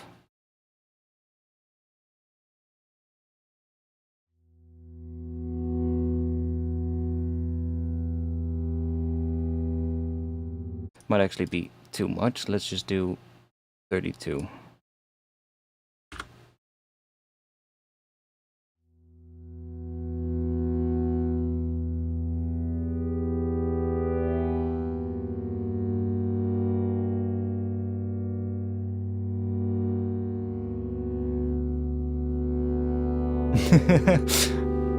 Well, I mean, it's that many bars in 172 beats per minute, right? So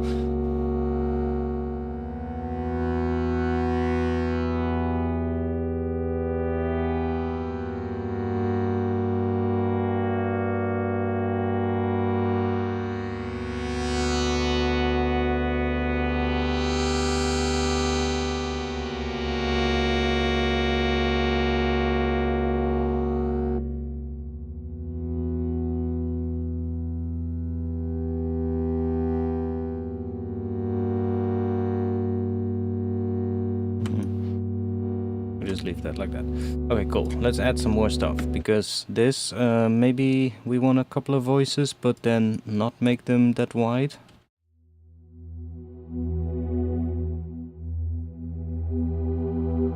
Or maybe we do. I mean, if it's gonna be a pad, it doesn't really matter.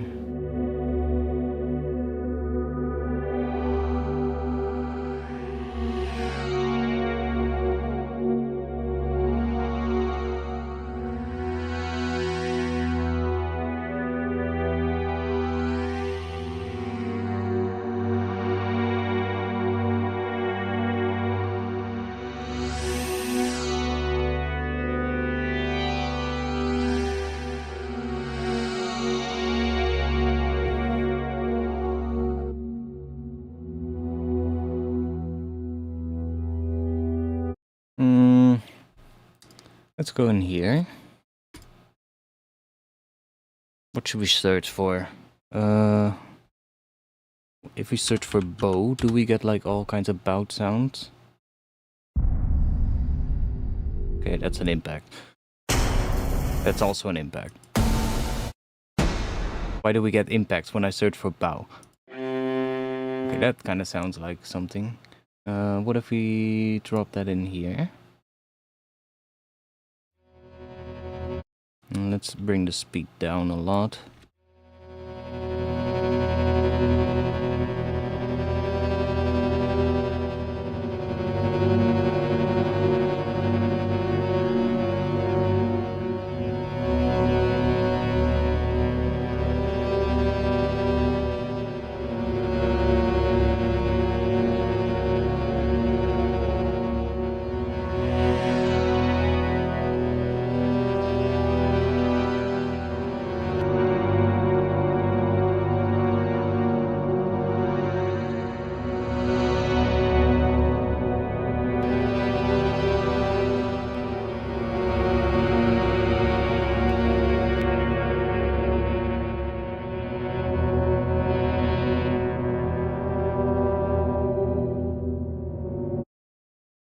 Okay, this one's just a randomized stuff, I think.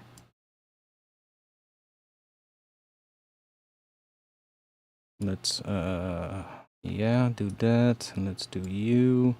Let's use another one to give it some random stuff on the speed with like that on it, maybe.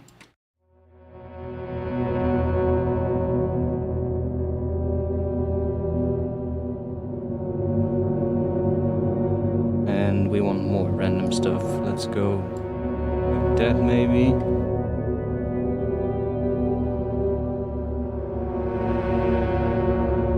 And let's put you on here.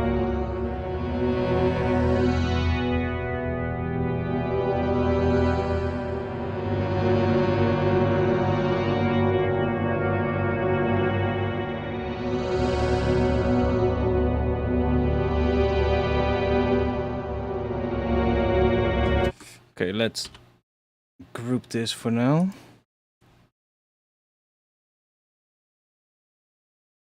And let's add some reverb to it.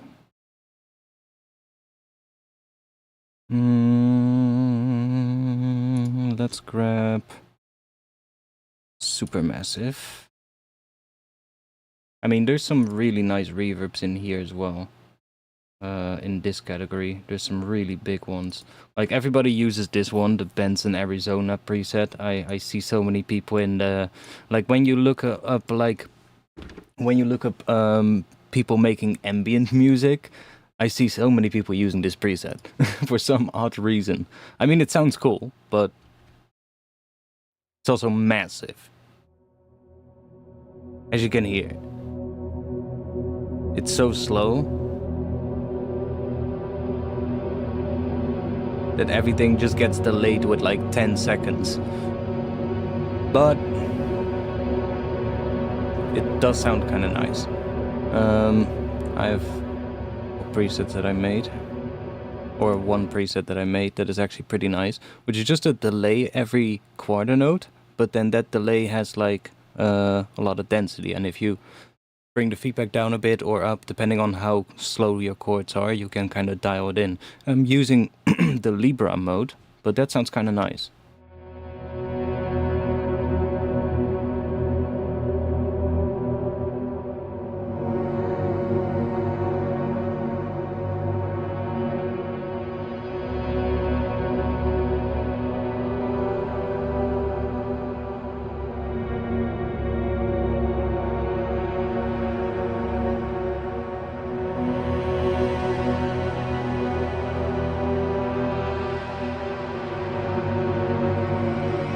And depending on the mode that you use in here, you get some different sounds out of it, of course. So if you don't want the obvious delay sound, I guess if we switch to Andromeda, you don't get the obvious delay sound. Because everything has a slower attack when we use that mode.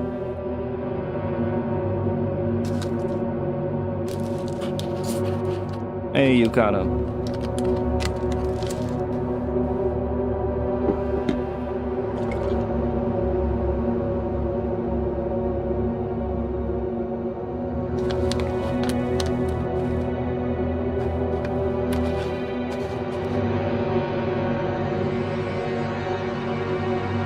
Also tends to get pretty big.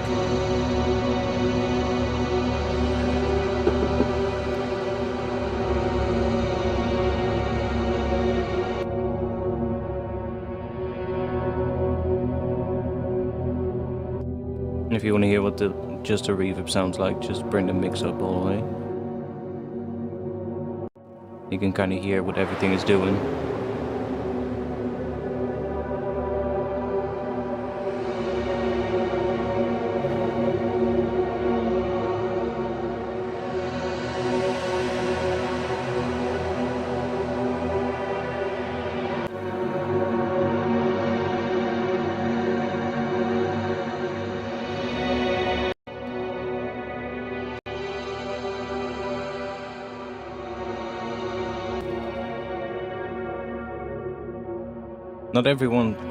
Not each one sounds like reverb. Some sound more like a really short reverb. Like, you can probably hear it better if we use a more plucky sound, but...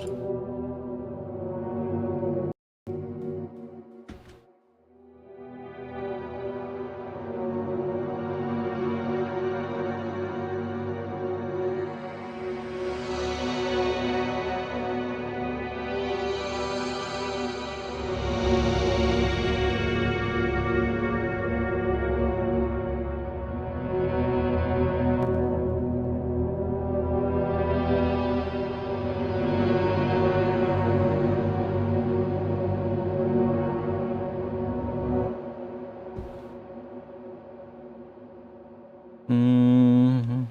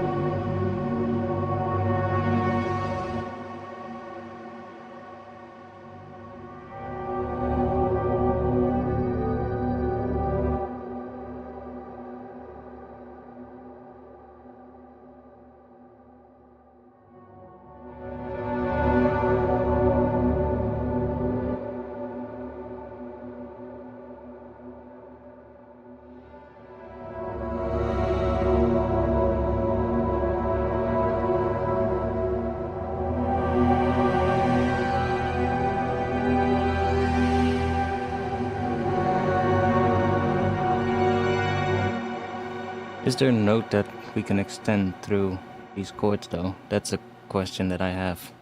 We're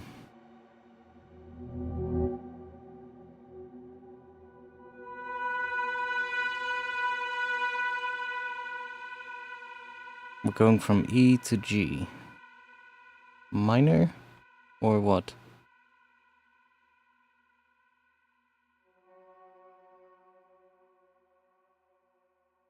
Yeah, G minor. I guess that note would be G, though.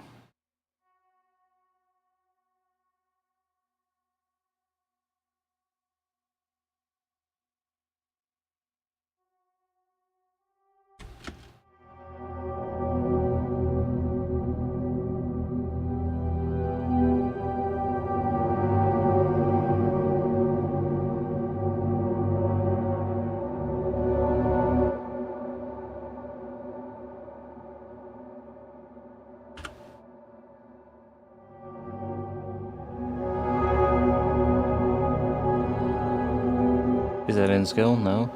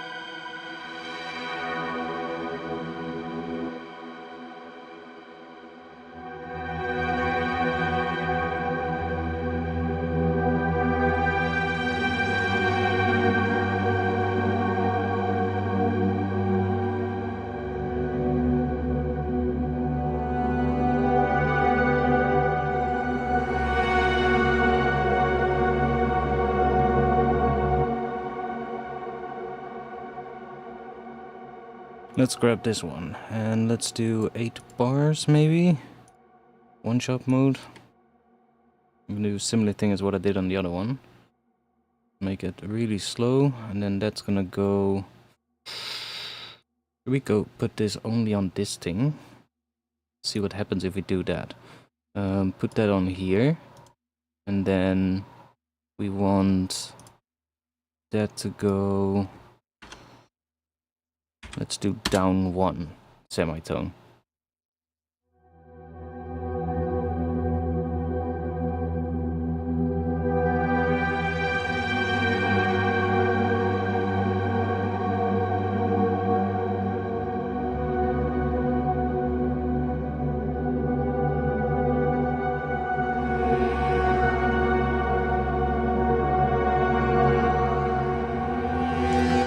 Hard to hear if it's working. Let's see. Let me just... Oh, don't want to automate that. Let's just hear... How long are these notes? That's 4 bars, probably. Oh no, it's 8. Okay. Yeah, it's 8. Okay. So... Let me just hear those high notes for a moment.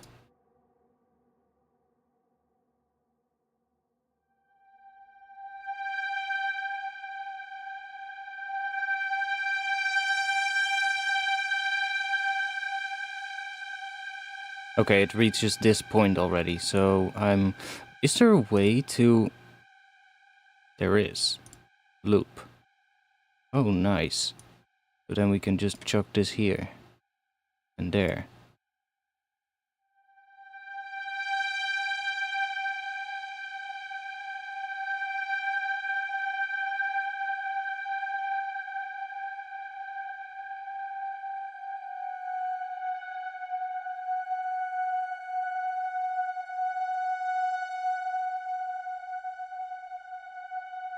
Not hearing this. Oh wait, because it's on the fine, of course. We need to do 100. I'm fucking stupid.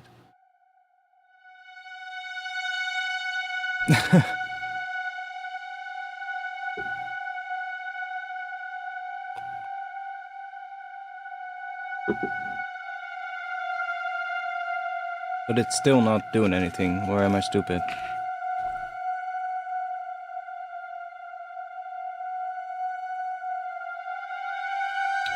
Why is it...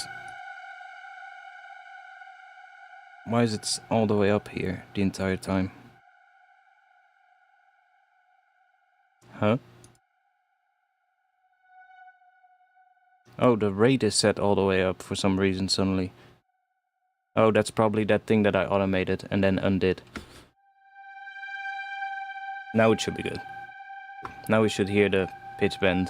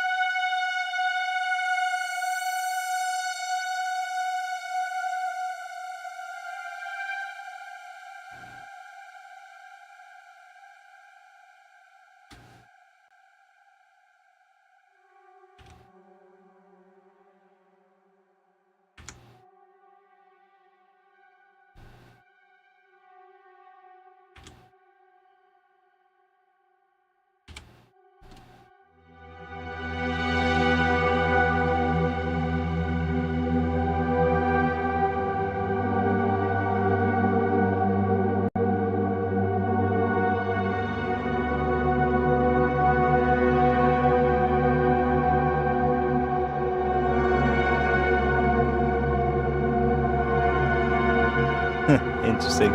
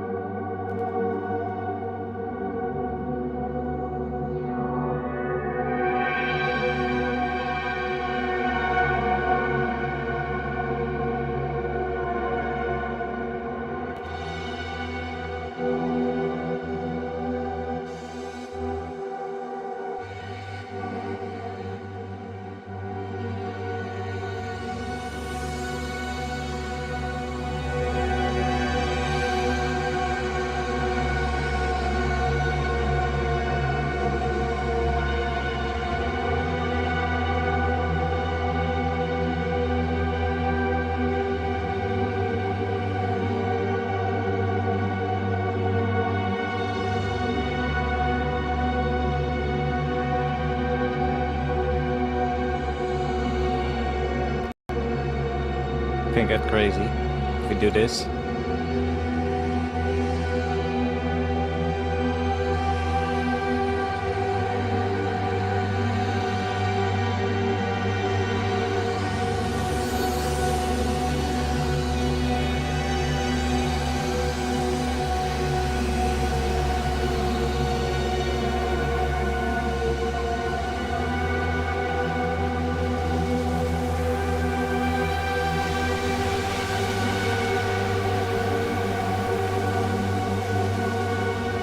Sometimes automated net could actually be cool.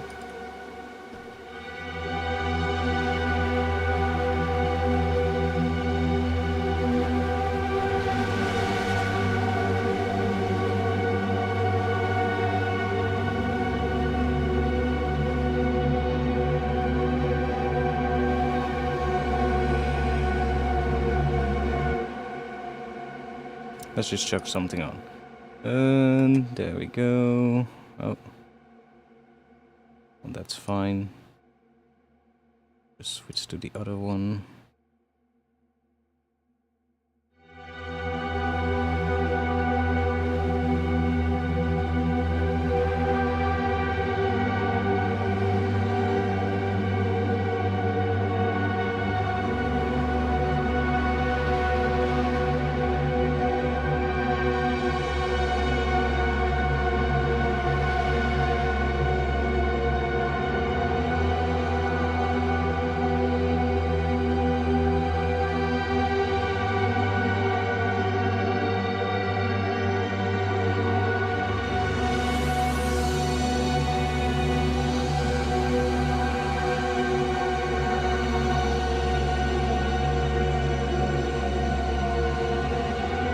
Yeah, a bit weird.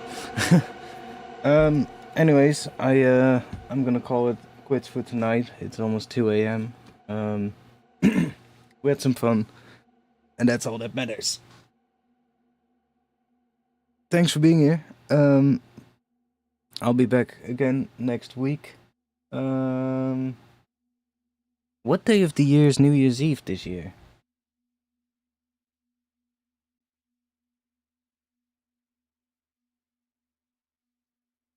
Thursday.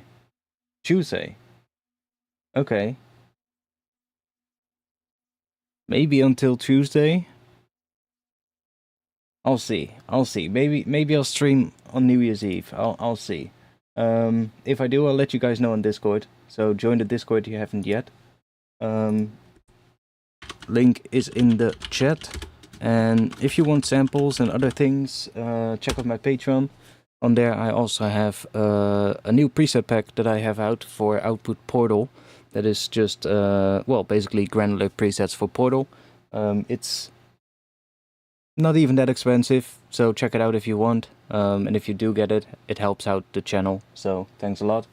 I'll be in the Discord though, so if you have any questions or anything, just drop them in the Discord.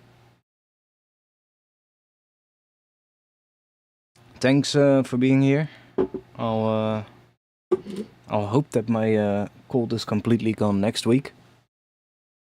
That would be nice. But if not, we'll see. We'll deal with it. But thanks for being here. And I'll see y'all in the next one. Peace.